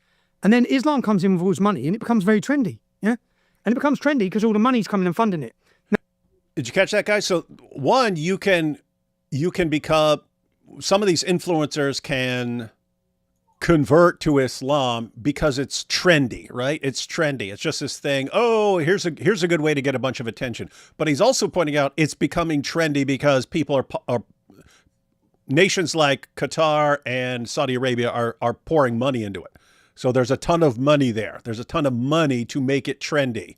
Meaning if you want to jump on board, if you want to get on the trend, it's actually in your financial best interest. Sneako converts and then he goes and makes some video in Saudi Arabia, very well produced video. He's drawing the American youth. You need to wake up in America. Yeah. The same with Andrew Tate. Okay. Ooh. These people, in my catch that? Same with Andrew Tate. Same with Andrew Tate. Same with Andrew Tate. Calling him out. Calling him out. In Saudi Arabia, very well produced video. He's drawing the American youth. You need to wake up in America. Yeah. The same with Andrew Tate. Okay. These people, in my view, so many of the people, I see these TikTokers now after October 7th. Yeah. I saw a black TikToker in America. I wonder what happened. There was a time where Tommy was actually trying to, he was actually planning on getting an interview with Andrew Tate. Mm-hmm. And I don't think that it would be difficult for him to have that interview. He says it here. To have a history. Oh, he does it? He says he wants to have a discussion with Andrew and sort of like try and figure some of this stuff out. Because from what I remember, it was set up and he was waiting for it to happen. He even had a date or something set up, but then it didn't happen. I don't know what happened at that time. Yeah, I don't know either. But he's gonna talk about that here in a minute. How he'd like to actually talk to Andrew about some of this stuff. Which that would be an interesting discussion. They're both well spoken, but in different ways. They both can go kind of rapid fire and stuff. So it would be I think it would be huge, especially if they start talking about Islam, because Tommy knows about 10,000 times more than Andrew Tate does about Andrew Tate's religion that he reverted to. Andrew Tate knows more about raping women than he knows about Islam, so which is That's basically true. Yeah, he's an expert on that. So if Tommy doesn't understand that, Tate can run circles around him. Not the way Al-Zoot ran circles around Muhammad, but Tate would know more about that issue. But on Islam, Tate would get completely crushed, and I would suspect exposed. I have to say, now that Tate knows that Tommy's willing to call him out for you getting paid to say this stuff, I can't imagine Tate actually going through with it unless he let Tommy know beforehand, here are things you cannot bring up in this discussion. But I can't imagine Tate walking into this in a free-for-all discussion with Tommy Robinson on this issue when Tommy's willing to call him out for this stuff. So anyway, let me go back a little bit. He's drawing the American youth. You need to wake up in America. Yeah. The same with Andrew Tate. Okay. These people, in my view, so many of the people, I see these TikTokers now after October 7th. Yeah. I saw a black TikToker in America and she's got the Quran and I've just decided to pick up the Quran and start reading it. I think, oh, fuck off. How much have you been paid for that? Yeah? So to get the influence with the next generation of youth, do you know how many people converted to Islam when Andrew Tate converted to Islam? Do you know how many come out of prison holding the Quran? Do you know all these things? In my view, there's Matt, and especially with Sneako. If you want to pick up the Quran, pick up my Quran. It explains exactly how it is rather than theirs. But all of these people, the way they now reach the public, as in there are billions of pounds to be spent in order to convert people to... Look at this. Tate does not want Tommy Robinson investigating. Yeah, so guys, they they know each other. They both grew up in Luton. They know each other. They've complimented each other many times in the past. But I have to say, yeah, as far as right now, Tate would not want Tommy. He would not want to have an open, free discussion where you can bring these things up with Tommy Robinson, because it would completely destroy everything that Tate has been doing for whoever's paying him. But even more, what Marie Mack just pointed out, do you really want Tommy using his skills to look into what's been going on? Because guess what? They know a lot of the same people and so on. So Tommy would have an insider's view in a way that like the BBC doesn't have, because they know the same people and so on. Anyway, let me back that up, because AP was rudely laughing at some stuff. And start reading it, I think, oh, fuck off. How much have you been paid for that? Oops. Yeah. So many of the people, I see these TikTokers now after October 7th, yeah? I saw a black TikToker in America, and she's got the Quran, and I've just decided to pick up the Quran and start reading it. I think, oh, fuck off. How much have you been paid for that? Yeah. So to get the influence with the next generation of youth, do you know how many people converted to Islam when Andrew Tate converted to Islam? Do you know how many come out of prison holding the Quran? Do you know all these things? In my view, like this is, in my view, there's Matt, and especially with Sneako. If you want to pick up the Quran, pick up my Quran. It explains exactly how it is rather than theirs. Isn't this crazy, AP? And we brought this up. We brought this up here and there. But you've got Qatar buying up massive amounts of properties, sending billions of dollars to U.S. universities to control what those universities are promoting and so on, and what research they're doing and so on and so on. You look at what's going on with the media. Like, you can't expose grooming gangs. And so you look at all this, and what are the Jake Shieldses and Dan Bilzerians and everyone of the world? Oh, the Jews are controlling everything. Really? Who's putting the billions of dollars into controlling all this stuff?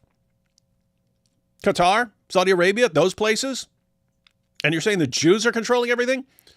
And every time you turn on the media, it's how evil Israel is and how Israel's committing genocide and so on. But Israel's controlling everything. The Jews are controlling everything, and not these guys. Anyway, it's insane. All of these people, the way they now reach the public, as in there are billions of pounds to be spent in order to convert people to Islam. In my town centre, there's a shop called Discover Islam. Yeah, it's a shop that's funded. Its sole purpose is to convert non-Muslims to Islam. And that's in every town and city across the UK. There's a mass, and they work with the council. So if America do not wake up to the power and the influence coming in from the money from Saudi Arabia, they're going to convert your youth. And when they convert your youth through the prison system or on the streets, they're going to turn them so quickly and so fast against America and against your own culture and against Christianity and against the Jews. And so the whole Jew hatred thing, it's become fashionable. Yep.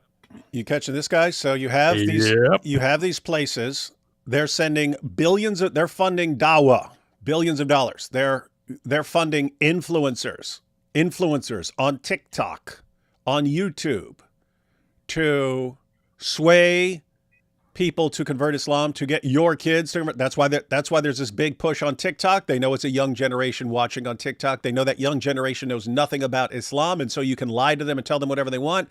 And that's why they are funding these online influencers, sending them piles and piles of money to convert your kids to Islam. And you think, oh, I don't want my kid converting to Islam. The real goal is those kids will what?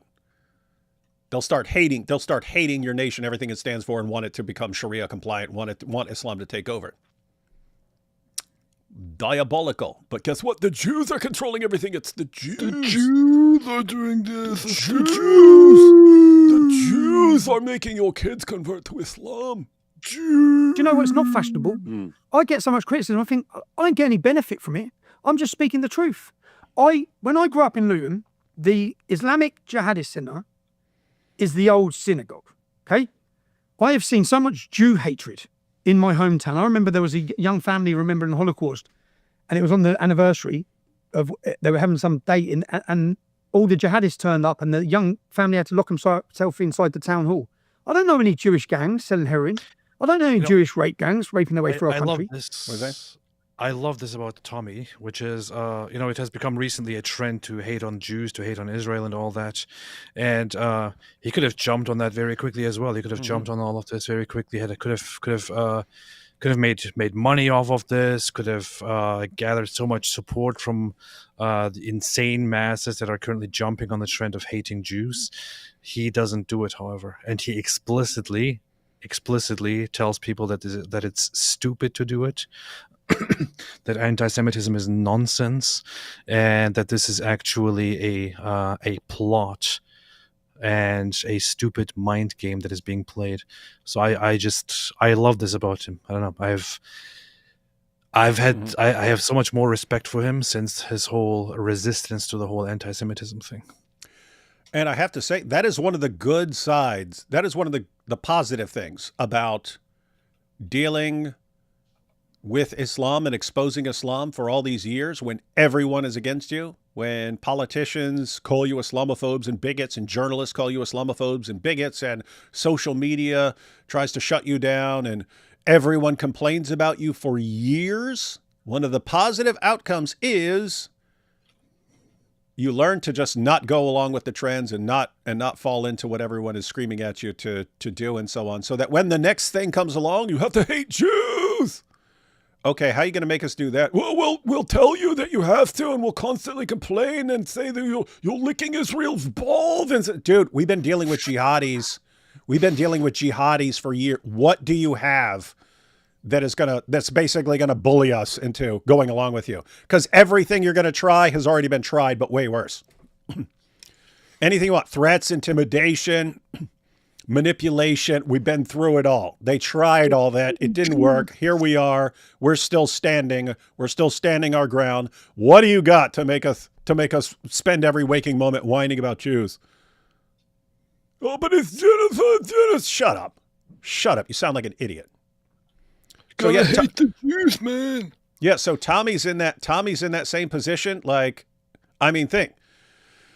Way more than us. He's had everyone going against him for years. I mean, everyone in every position of power on the planet going after this guy for years. He didn't break. You think you're going to push him around? Oh, you have to hate Jews now, Tommy. Okay, then I'll hate Jews. All right, not going to work. Not going to work. Back this up a little bit because Tommy's spitting hot fire here. In the truth, when I grew up in Luton, the Islamic Jihadist Center is the old synagogue. Okay, I have seen so much Jew hatred in my hometown. I remember there was a young family remembering the Holocaust, and it was on the anniversary of, they were having some date, and all the jihadists turned up, and the young family had to lock himself inside the town hall. I don't know any Jewish gangs selling heroin. I don't know any Jewish rape gangs raping their way through our country. I don't know any bad Jews. I know Islamic, out of control, jihadists, criminals, terrorising our nation from one end of it to the other. And somehow they want to blame that on the Jews as well. So Dan is going for his next... That's true. I even hear that about jihad. I get messages all the time. I'm sure you've gotten them too, AP. Oh, you're complaining about the spread of Islam and jihad. Did you know it's actually the Jews who are doing that to destroy your societies? Wait a minute, guys. You think Jews are these brilliant masterminds and they want jihadis to take over all the nations that are currently helping Israel? That's your theory. Like, yeah. Israel's sitting there, Netanyahu's in the war room and going, you know what? We've got the United States who really keeps having our back and so on. You know what we need? We need Islam to take it over. And that way, we need the entire world to just convert to Islam so that we are completely surrounded by nothing but jihadis. Everyone on board? Okay, let's have a vote. Yay. Oh, yay. Brilliant. All opposed? Brilliant. No one. The ayes have it. We will destroy all Western nations and get them to convert to Islam. This is... That's what Tommy was just pointing out there. It's like, and they want to blame this on the Jews too. It's insane. Anyway, he's talking about Dan Bilzerian, one of AP's heroes. Terrorising our nation from one end of it to the other. And somehow they want to blame that on the Jews as well. So Dan is going for his next money shot. If you ask me, Dan Blizzardjan, whatever his name is, like, he's going for the next... Did he say Dan Blizzardjan? Hey, hang on. Where'd it go?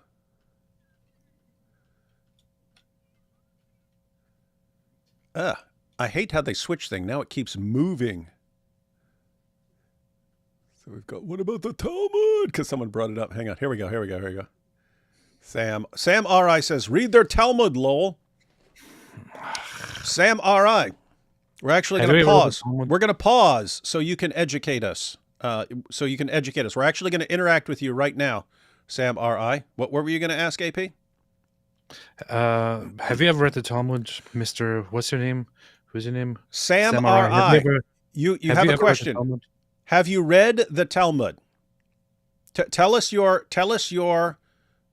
the extent of your knowledge on the Talmud. And I'm willing. Have you ever read the Talmud? Yeah. So 1, have you ever read the Talmud? 2, does your knowledge of the Talmud actually just amount to, I saw some memes by Nick Fuentes? But we're going to pause. We're going to pause and give you this opportunity. Actually, follow-up question. And just answer both of them at the same time. Have you ever read the Talmud? How long did it take you to read it? Yeah, we'd like to know the answer to those questions. Because you're saying read the Talmud, and you obviously are an expert on this. Oh, he says, yes, I have. Oh, you have? How long did it take you? Yeah, Sam says he's read the Talmud. This is interesting. Look, right here. Yes, I have. How long did it take you to read the Talmud?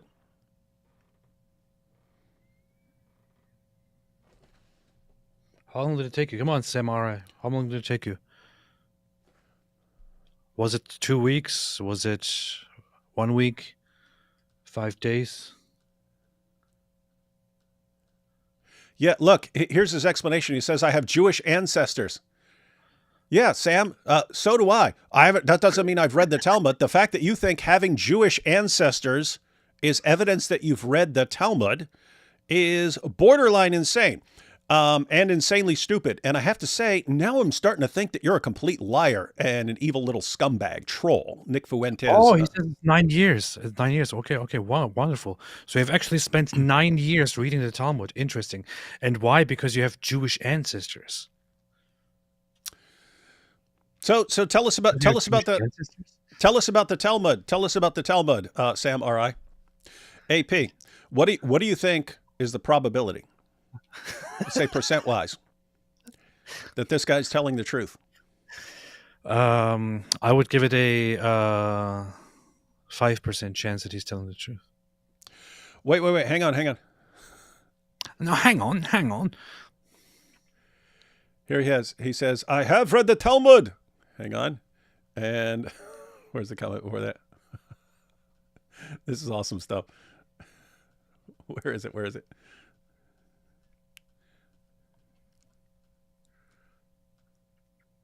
He says, the Babylonia Talmud is pretty sick. He don't even know what it's called. The Babylonia Talmud? The Babylonia Talmud. Oh, hey, here you have it, AP. Hey, AP, here you go. I'm Eastern Orthodox, dude. All right. Hey, if you want to expose yourself as a complete liar, just tell us that you're an orthobro who read the Talmud. Here's the thing, Sam R.I. You shouldn't be lying, especially not to your fellow Christians. You should not be lying at all. I know you don't learn this because you don't go to church. You probably have never stepped foot inside a church. You learn your religion from online memes. But you should not be lying to people. How in the world does it even make sense? In what context and why would you have studied the Talmud? You don't even know the whole concept. Have you read the Talmud question is actually a trick question. No matter what you answer, you're going to expose yourself as ignorant or as somehow illogical. Number one, you don't really actually read the Talmud. You study it. If you were familiar with what the Talmud is and how rabbis study the Talmud, you would understand that. That the Talmud is not something that you just simply read through. It is something that you study. You usually don't go from beginning to end. You go from section to section. It's a library. You study it. Yes, it is usually completed by devoted rabbis, by devoted people who want to commit to becoming a rabbi, who want to commit to becoming a scholar in several years. I think 7 years. Why would you read it? Why would you study it? And then give your reasoning as I have Jewish ancestors. I would understand it if you said, I was a devout Jew, so I studied the Talmud. what in the world does having a Jewish ancestors have to do with any of this? And how in the world did you become an Orthodox Christian at that point? And why are you lying to people? Yeah, so Sam R.I., tell us why you decided to spend 9 years studying the Talmud. You said, oh, but I had Jewish ancestors. Yeah, tons of Jews have Jewish ancestors. In fact, most Jews have Jewish ancestors. Most Jews do not have not read the Talmud. So tell us why you decided to spend 9 years, considering you're an Orthodox Christian. Okay, wait, now he says, because I grew up around Jews. Okay. Where'd that go? Okay. Hang on. Tell me He says- one thing that is problematic and give me the source of it. Go ahead. He says, Zionist Jews hate Christians. I have studied the Talmud, I promise you. Wait, so he studied it? Oh, yeah, now you studied it. Okay. So Zionist Jews hate Christians. It's funny how it works. Which Zionist Jews? Sam, there are a bunch of Zionist Jews. There are a bunch of Zionist Jews in every live stream we do. And they love us. And they love us, and they love us, and we're Christians. So where are you getting this information from? Dude, you're sounding exactly like someone who lives in an ortho bro echo chamber that spends every waking moment whining about Jews and making things up and lying and never actually knowing anything. So that's what you sound like. Number hey, here you go. 5,000. Here you go. AP. Sam R.I. says, I wanted to learn more about Judaism and found out how sick it is. So he spent 9 years. He spent 9 years, everyone. He spent 9 years studying the Talmud to make sure he knew it all, even though he still doesn't even know what the actual titles are and so on. But somehow he spent 9 years just to learn more about Judaism because of his Jewish ancestors. And then, after spending 9 years, he found out how sick it is. He found out how sick it is. Let's get it straight. He's an Eastern Orthodox Christian.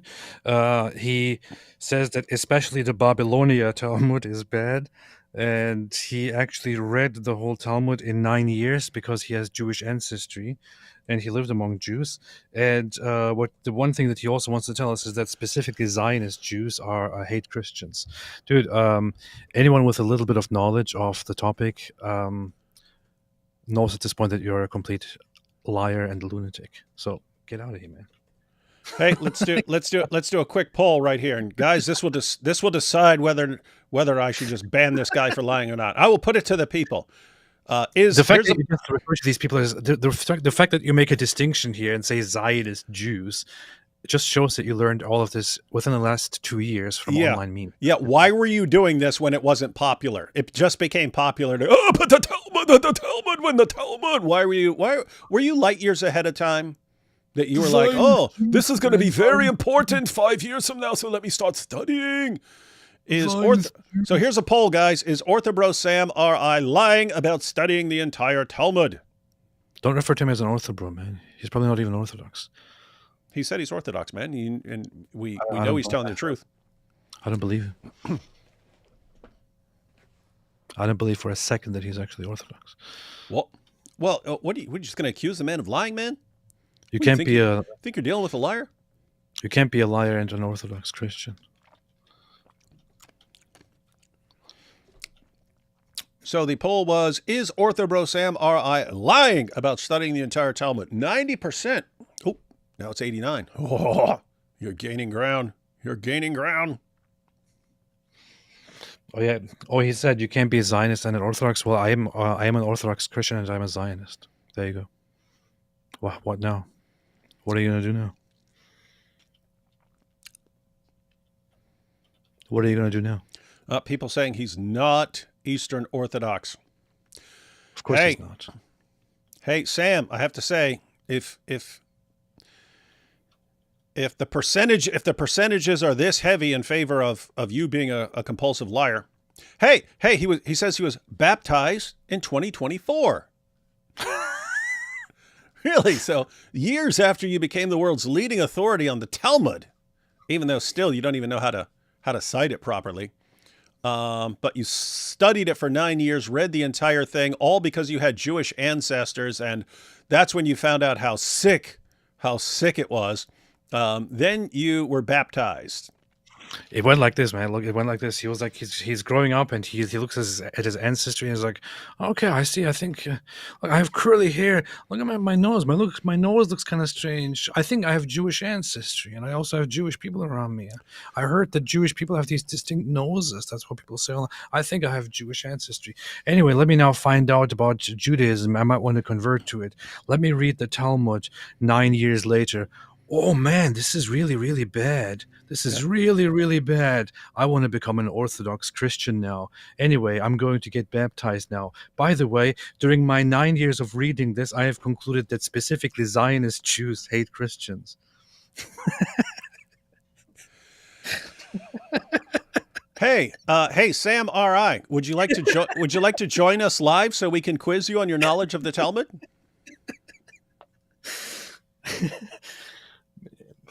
Want to join us live? We'll just have some questions for you about some passages that we're familiar with, and you can enlighten everyone, and you won't need to look up anything because you've obviously studied it. AP, he says he's not a liar. I don't know what further proof you can. No liar would ever say he's not a liar, right? I'm sorry for calling you a liar. Then I didn't know any better.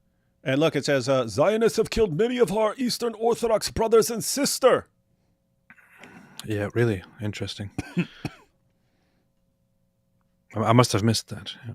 What are you talking about? They're being killed. They're being killed. I must have missed all that.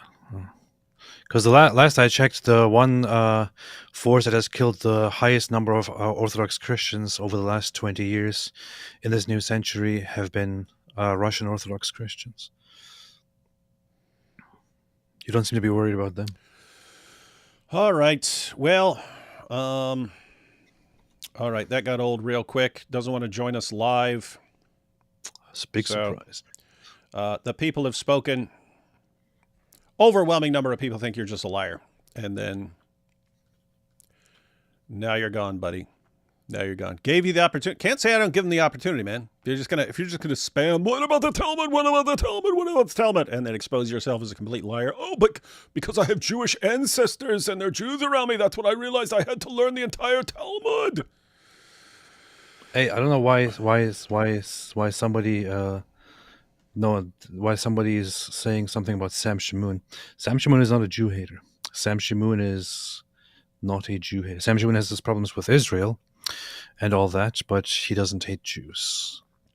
In fact, I can say this happily. He, after I had my debate with Andrew Wilson, he called me and we had a conversation where he also helped me a little bit understand things better. And I can with all certainty say that Sam Shamoun has no ounce of hate for Jews. Michelle's here, AP. Oh, Michelle, what's up? How you doing? Yeah. Matter of fact, let's go through these super chats real quick because she left one. Let's see. Why does Iran announce every attack before doing it? We're going to launch 800 missiles now. Get ready. Do they think they're in an anime or something? Well, they might as well because it's not like Israel's not going to see them coming. So they might as well announce. Sneako, a.k.a. Tier 1 Dawa apologist. Yeah, he's super knowledgeable and based. Replace BBC in the UK with WBC. Winger Broadcasting. Muscular Chad Christianity returns to the UK and destroys Dawa with Winger's message and alphaness. Is it? For anyone who's new here, this is all a complete joke. This is Mike Winger, basically. And like that's his body type. Let's see. If you don't want to be a poofta, be a Christian. If you want to be a super poofta, Islam is the way. Sneako, Tate, and Tommy are known by their fruit. That's right. Should Turkey be removed from NATO? If I ran NATO, Turkey wouldn't be in there. Pragmatic approach to Christianity can be problematic to use as proof. Next thing you know, you have some genius using it as proof that the East fell because the Eastern Orthodox were pagan or some crap like that.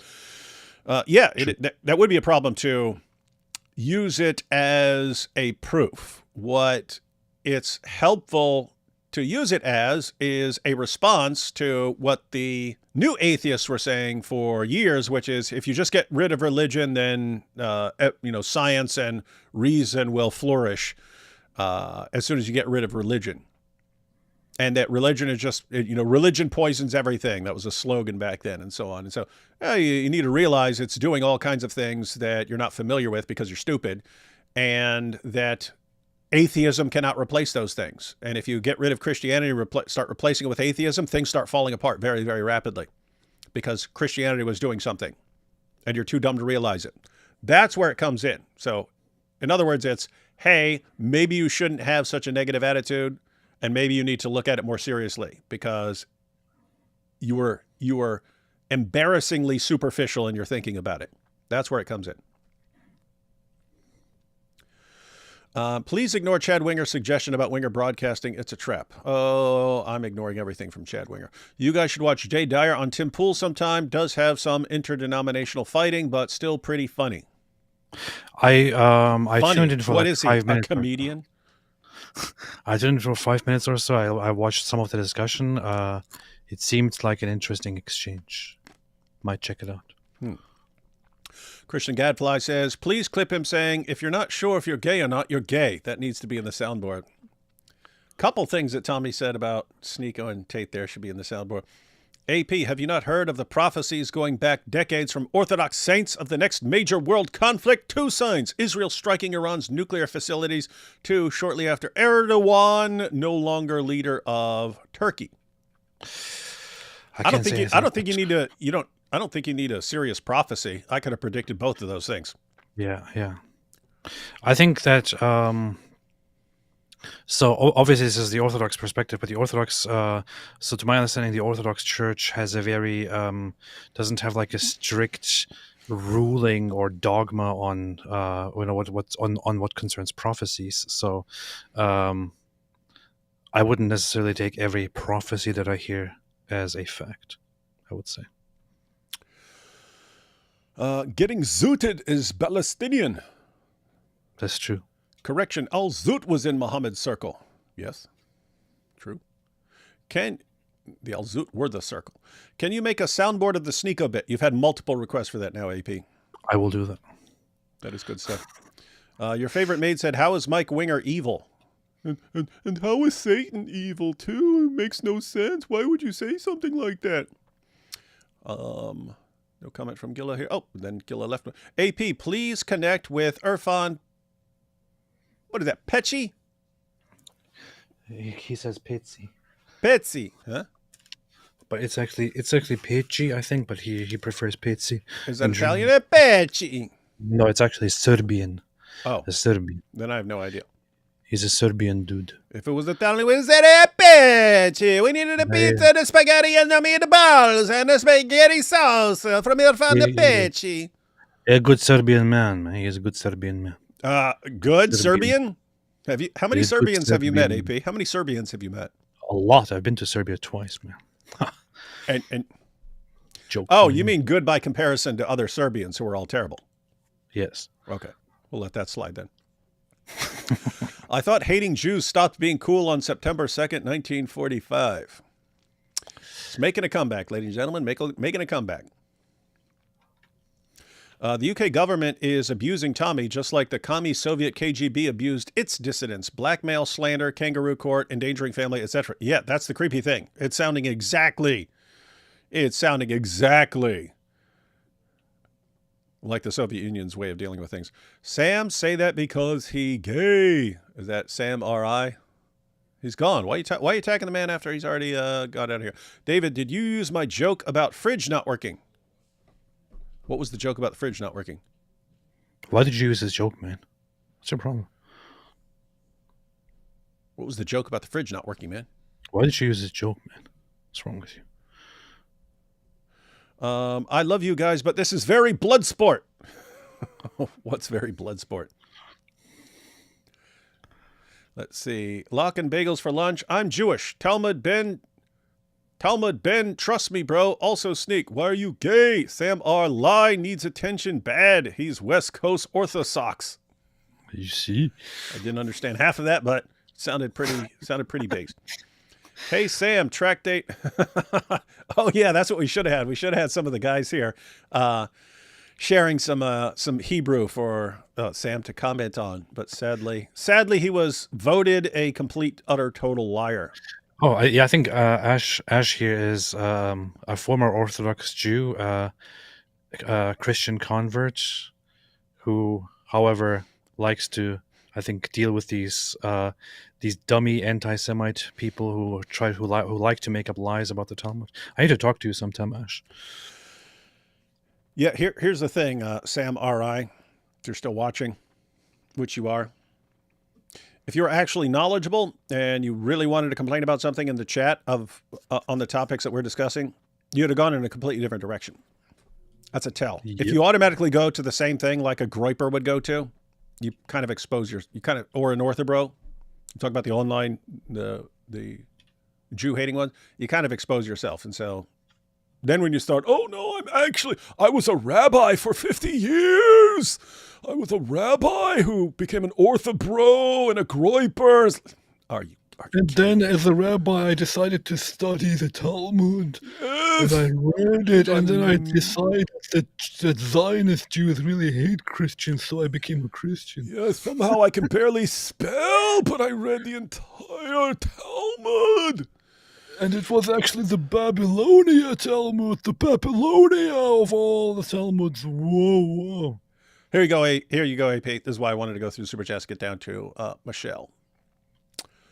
Michelle, AP talked about Michelle earlier. She says, hey guys, just this seconds tuned in late, X watching from start. Big hugs. Nice. Good to see you here, Michelle. I talked about you a little bit at the beginning of this live stream. You might want to check that out. I think it was within the first 5 or 10 minutes or so. But yeah, as said, so Michelle is right here, and she could really need everyone's support and prayers as we speak. Let's see. Ask Sam R.I. what is Tractate Baba Metzia about? Yeah, I wanted to say, tell us about Libra David 67. Wanted to ask that question because that's on all their little memes, and that one's a made up source. But yeah, you could probably. I'm guessing you could ask, since he didn't even know the name. I'm guessing you could ask him any question about that. Now, what does it say? By the way, that's why I invited him to join live, because if we were just asking him questions, he could like look them up and get the AI answers and stuff like that. Whereas if he was actually having a discussion live, would be easy to expose. But anyway, what does it say in God shows? Tell me what it says in God shows. Why did we start going after Sam? Who started going after Sam? What are you talking about? Who's going? Sam R.I. Sam R.I. Because he was in there spamming. What about the Talmud? Oh my goodness, the Talmud! It's like, serious? Is that still a thing? Isn't that like a Twitter thing? Oh, what about the Talmud? Like do you realize how old that gets? Like, hey, here I am. I just ate a sandwich. What about the Talmud? Guys, there was just a horrible terrible. What about the Talmud? But what about the Talmud, man? What's wrong with you? Here you have, if you pretend to be Orthodox but said you read the Talmud, you're probably hay. You're very hay. You're very hay, man. These are the same people who tell me that I get my dispensationalist beliefs from Schofield, despite the fact that I disagree with Schofield's dispensations and other teachings. Yep.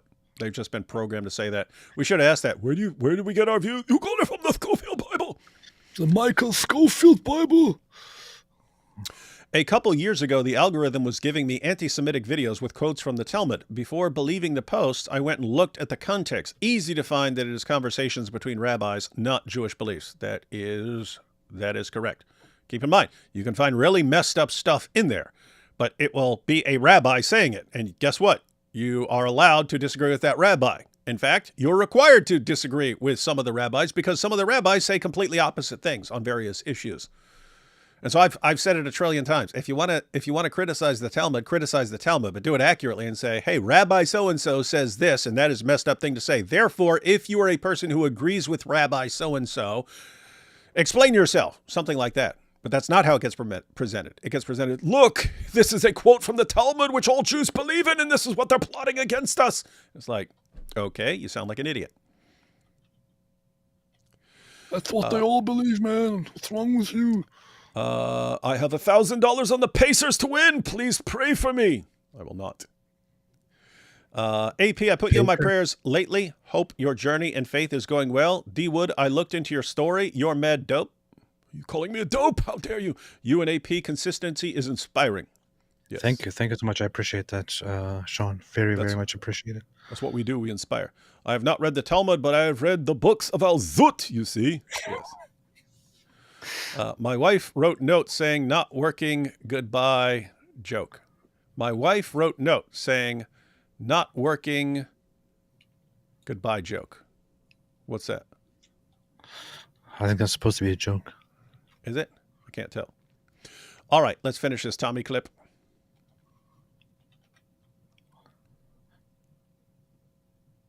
Where'd it go?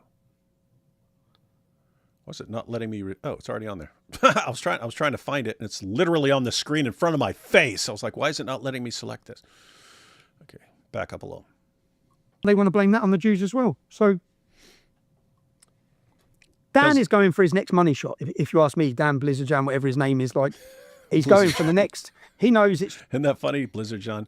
This is cool. He's calling out all these guys. Like, seriously, what do you think? Is Dan getting paid, or is he just conveniently spending every waking moment going after Jews and whining about them? He's going for the next. He knows it's. If you look at how many likes he gets from being against the Jews, blaming everything on the Jews, and you have a very in America, it's more mainstream, but it's becoming mainstream in the UK as well.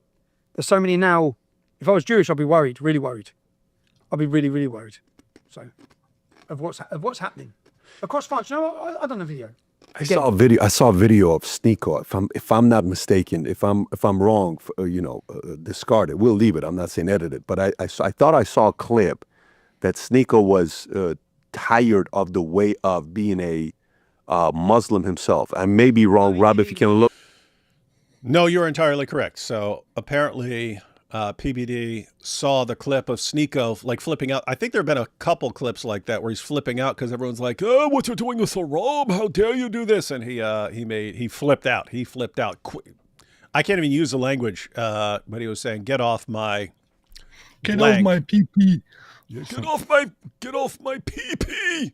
Get off my pee-pee. Quit telling me what to do. Stop telling me what to do. They're not paying me enough. They're not paying me enough to do this."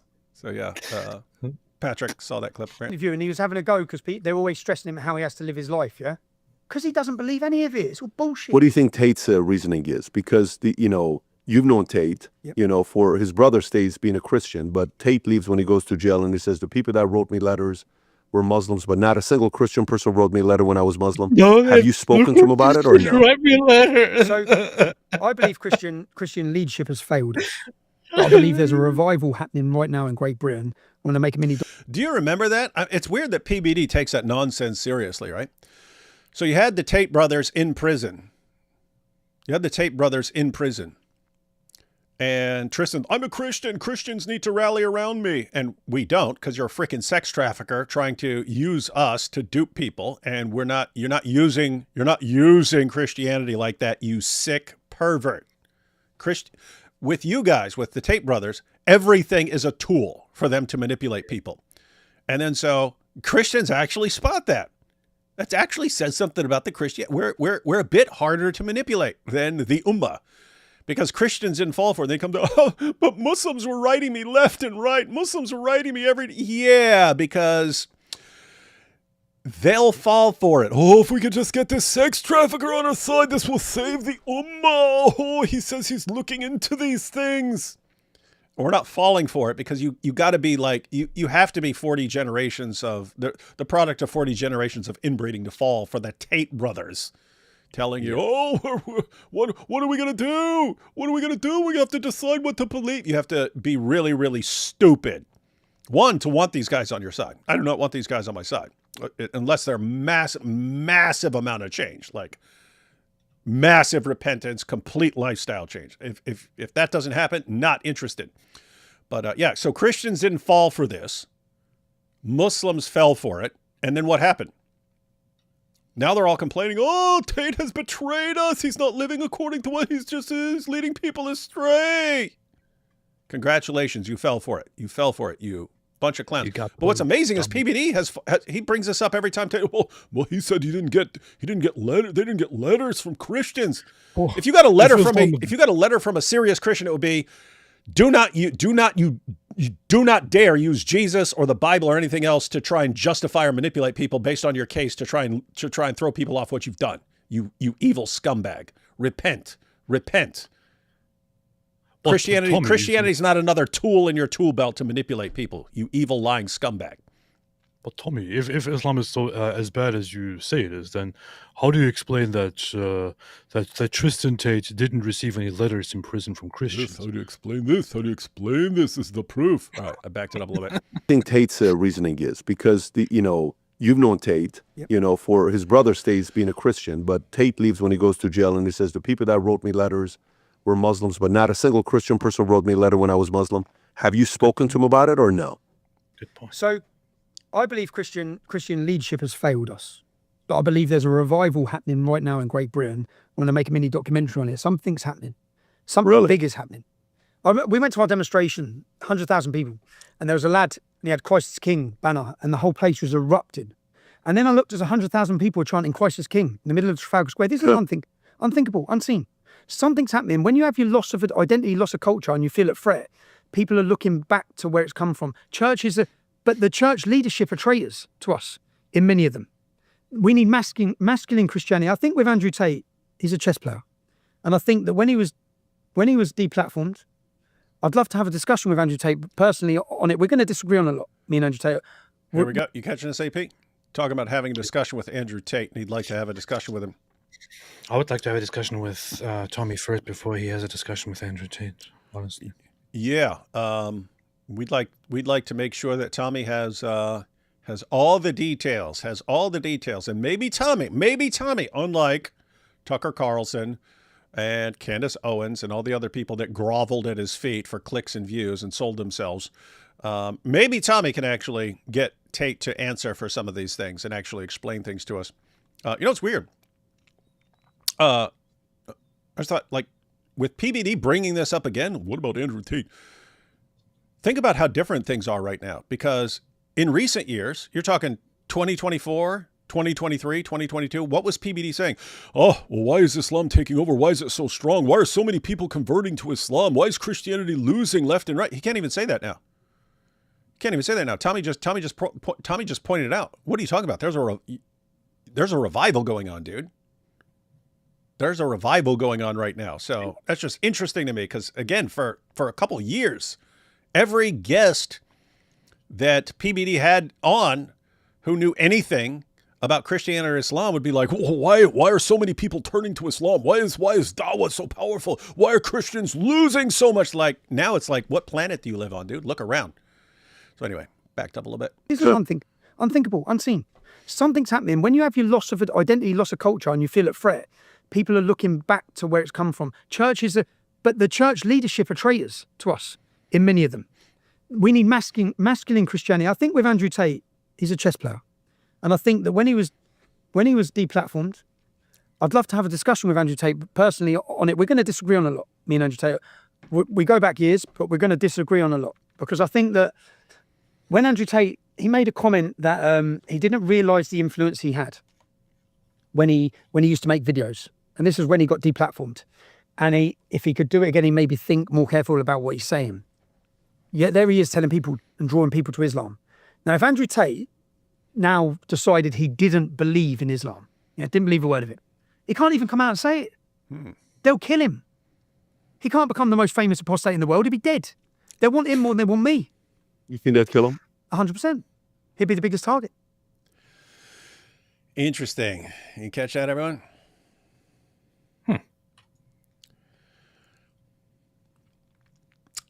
So, Tommy's pointing out he'd like to have a discussion with Andrew Tate, but pointing out, hey, you get these guys, it becomes trendy because Saudi Arabia, Qatar are putting endless trunks of money into Dawah, trying to buy influencers, and then you say, I would like to buy into this. I'd like a little of that Qatari money. That's a good source of income. And then you jump on board with that stuff. You don't realize this isn't something you can just walk away from later on. Same thing with Sneako. Like, what does this dude do? Same thing with Lily J. What do any of them do? You decide later on, you know what? I don't believe this nonsense. I must say, I'm afraid that I think Tommy still doesn't really know much about what the problem with Andrew Tate actually is. So it might be interesting to have a conversation with him about all of that. Because he needs to understand really that it's not simply Andrew Tate being misled, Andrew Tate being paid and being on a certain agenda. It's also the things that Andrew Tate did aside from that. We know them very well by now. He's a pervert. He's a violent rapist. He's a sex trafficker. He's just now being charged for another case of trafficking a known person, a known woman in Romania, and then intimidating her and threatening her with violence and blackmail and things like that. He now has multiple cases, multiple charges of rape and human trafficking, including trafficking minors going against him in multiple countries. So you don't want to downplay this, and you don't want to be, you don't want to kind of brush it away and sweep it under the rug and make it look like, oh yeah, we just have disagreements. It's more than that. And he's not being set up. He actually did do, and we know very well that he actually did do horrible, horrible things for which I hope he spends a life in prison. Yeah, I'll say again, if this stuff is if there's anything that he is innocent of, I hope that he is found not guilty of those things that he did not do. I think it's borderline impossible that he didn't do a bunch of this stuff because, again, he did it for years. Then he made an entire course of how he did it, and then would actually be doing it, like using the Loverboy method on girls and showing the guys on his platform how he's doing it to educate them on how they can do the same thing. And then eventually gets charged with it because he's acknowledged that he was doing it the entire time. And then a bunch of women come forward and say he was doing it, and so on. So anyway, he has charges in Romania, charges in the UK, charges in the US, and the most recent US victim said she doesn't even think that he can get aroused without being abusive to women. Like he can't do it. He has to be horribly abusing women in order to even get aroused. It makes him feel strong. This is your guy. Because I think that's pathetic. I think you're a pathetic loser if you can't even. I can't get a boner unless I'm beating the crap out of a woman. Okay, you're a pathetic freaking loser, man. How are you some alpha male? Anyway. All right, let's take these last couple super chats. And people explain the joke in the chat. My wife wrote a note saying not working, goodbye joke. So a guy finds a note on the refrigerator, and it's from his wife, and says, this isn't working, goodbye. And he opens the refrigerator and says, what are you talking about? It's working fine. Okay, yeah, now I get it. That's good. That's good. Who, if anyone, is your favorite Islamic apologist? Lily J. Yeah, I like all of the main cast because they're all destroying Islam for us, right? Yeah, you can win some converts, but you're basically making more ex-Muslims. Lily J is making ex-Muslims when those people convert, because it's shown like around 70% of people who convert to Islam leave it within a few years. And so I gotta love Muhammad Hijab and Ali Dawa, and they are the ultimate tag team. Sheikh Uthman. So we got Muhammad Hijab. He's got his scandal this year with the hotel wife scandal and blackmailing a sheikh to lie, and then the photoshopping a screenshot and making an AI generated fake confession to discredit his victim. And he's been doing this stuff for, years and so on. So you got him, and that's the same hijab who says, oh, did you know that according to the Quran, if you just go with the Quran alone, you will see that you can have sex with a 5-year-old. You've got that. You've got him saying that Western women who criticize Islam are basically longing for strong jihadis to come along and take them as war booty and so on. Sending us messages about golden showers and so on. But keep in mind, in addition to all this, he's the guy who destroyed the perfect preservation myth by forcing Yasser Qadi to acknowledge the reality and so on. So you got him, you got Ali Dawa.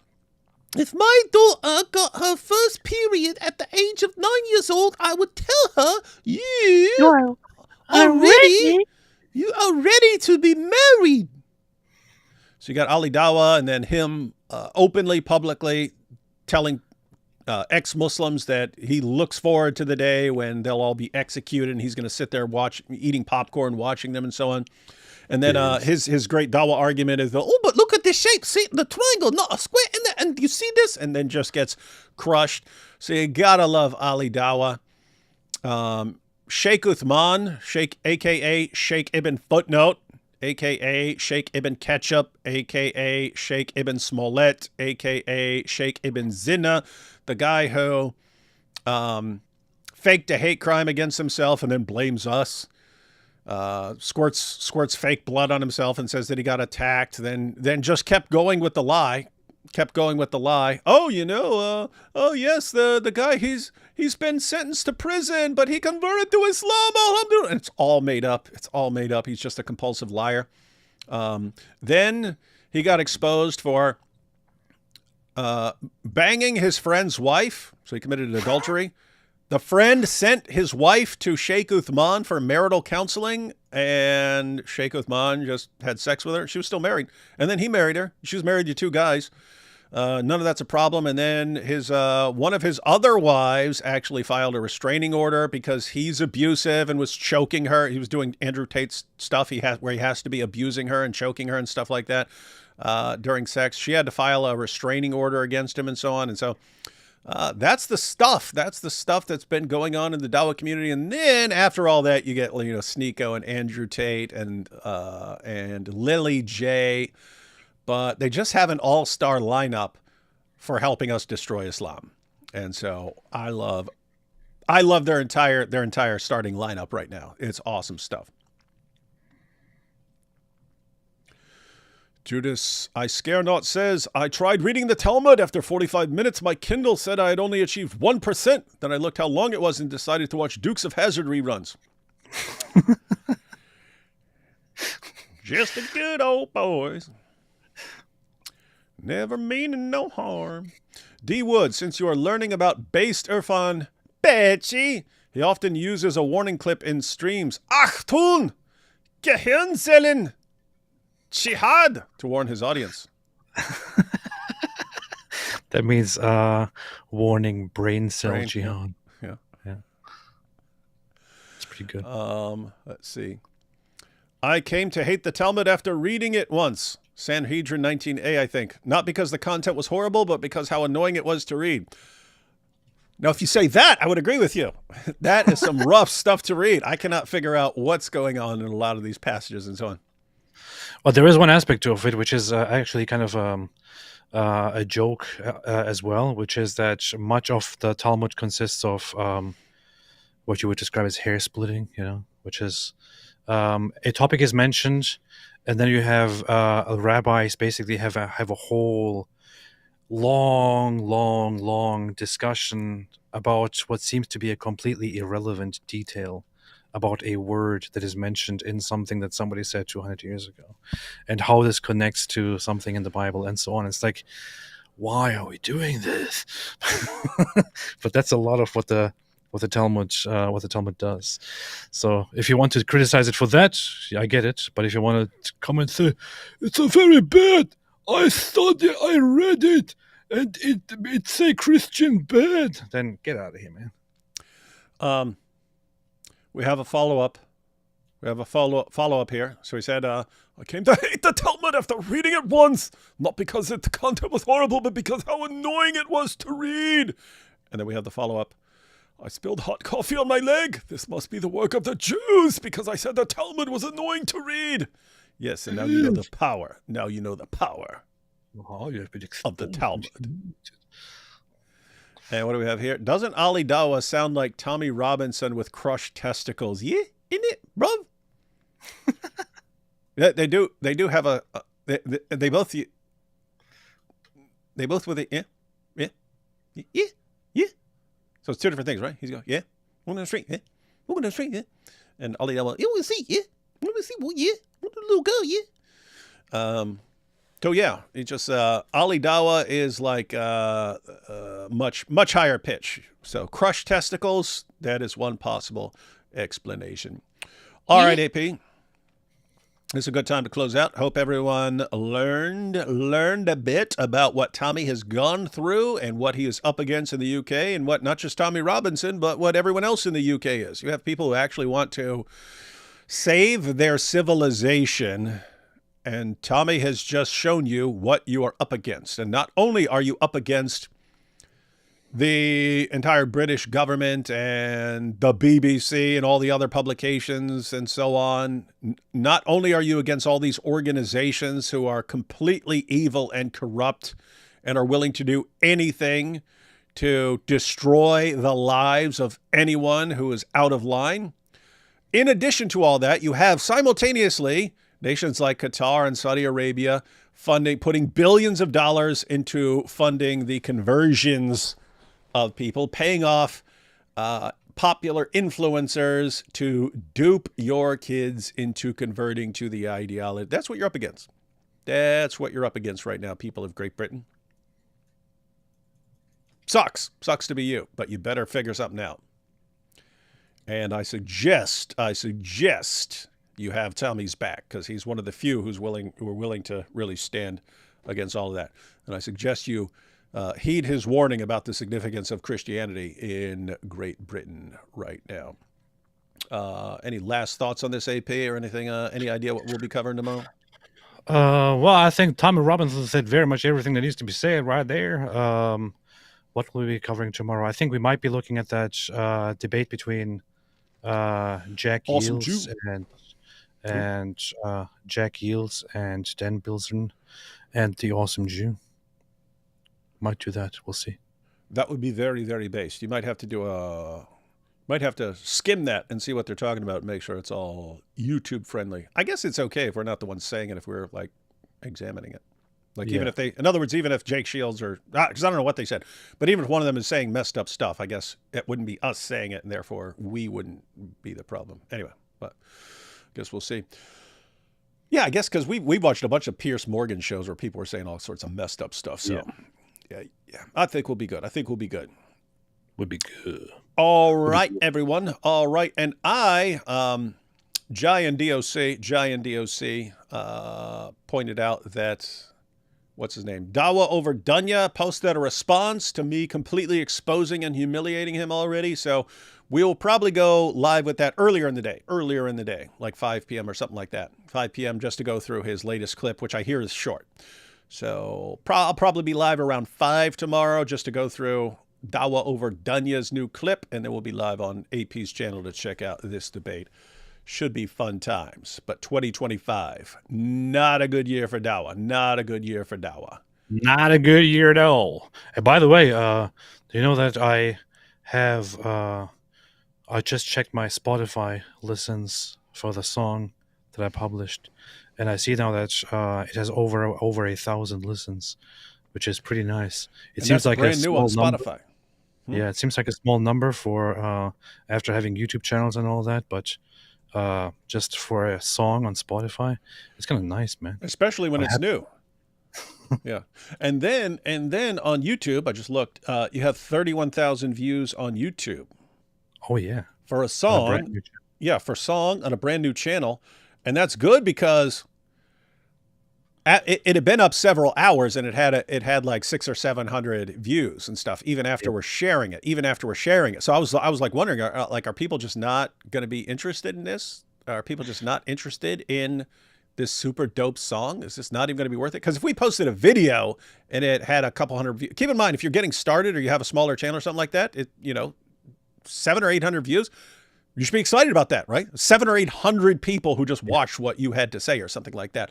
But, if you've been doing YouTube for a really, really long time and so on, and you have hundreds of thousands of followers, if you posted something and it got a couple hundred views, you'd be like, oh my goodness, what did I just do? What a disaster.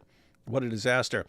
So anyway, when after several hours and so on, seeing 600 or 700 views, I was like, oh, maybe it's just not going to work out, man. Maybe the music thing just isn't going to work out. But guess what? Lots of people been checking it out and sharing it. So I think you have a long and fruitful music career ahead of you, AP. And now I also see other people coming in and listening to it, like people who are completely unfamiliar with my channel and unrelated to what I do and all that, coming and say, hey, this is awesome, man, and all that. So it's a jam, man. Yeah. That's a straight up jam. Cool. It's very cool. I'm proud of that. These are cool. And guys, I told you already, AP actually has a ton of songs. He has enough songs for an album right now. He's going to be releasing them periodically to spread them out. I just feel very shy about polishing my music. Mm-hmm. But cool stuff coming out. And Ash here has a challenge for you. It says, AP email on channel description. Let's Talmud, bro. Let's do it. Let's Talmud and let's Mubahala. Do you even Talmud, bro? Do you even Mubahala? Do you even Talmud? Mubahala? Do you even Talmud? All right, guys. Thanks for watching. We'll catch you all tomorrow. Fun times ahead. Bad year for Dawah. Bad year for Dawah. Good year for crushing Dawah. Good year for apostate music. Based.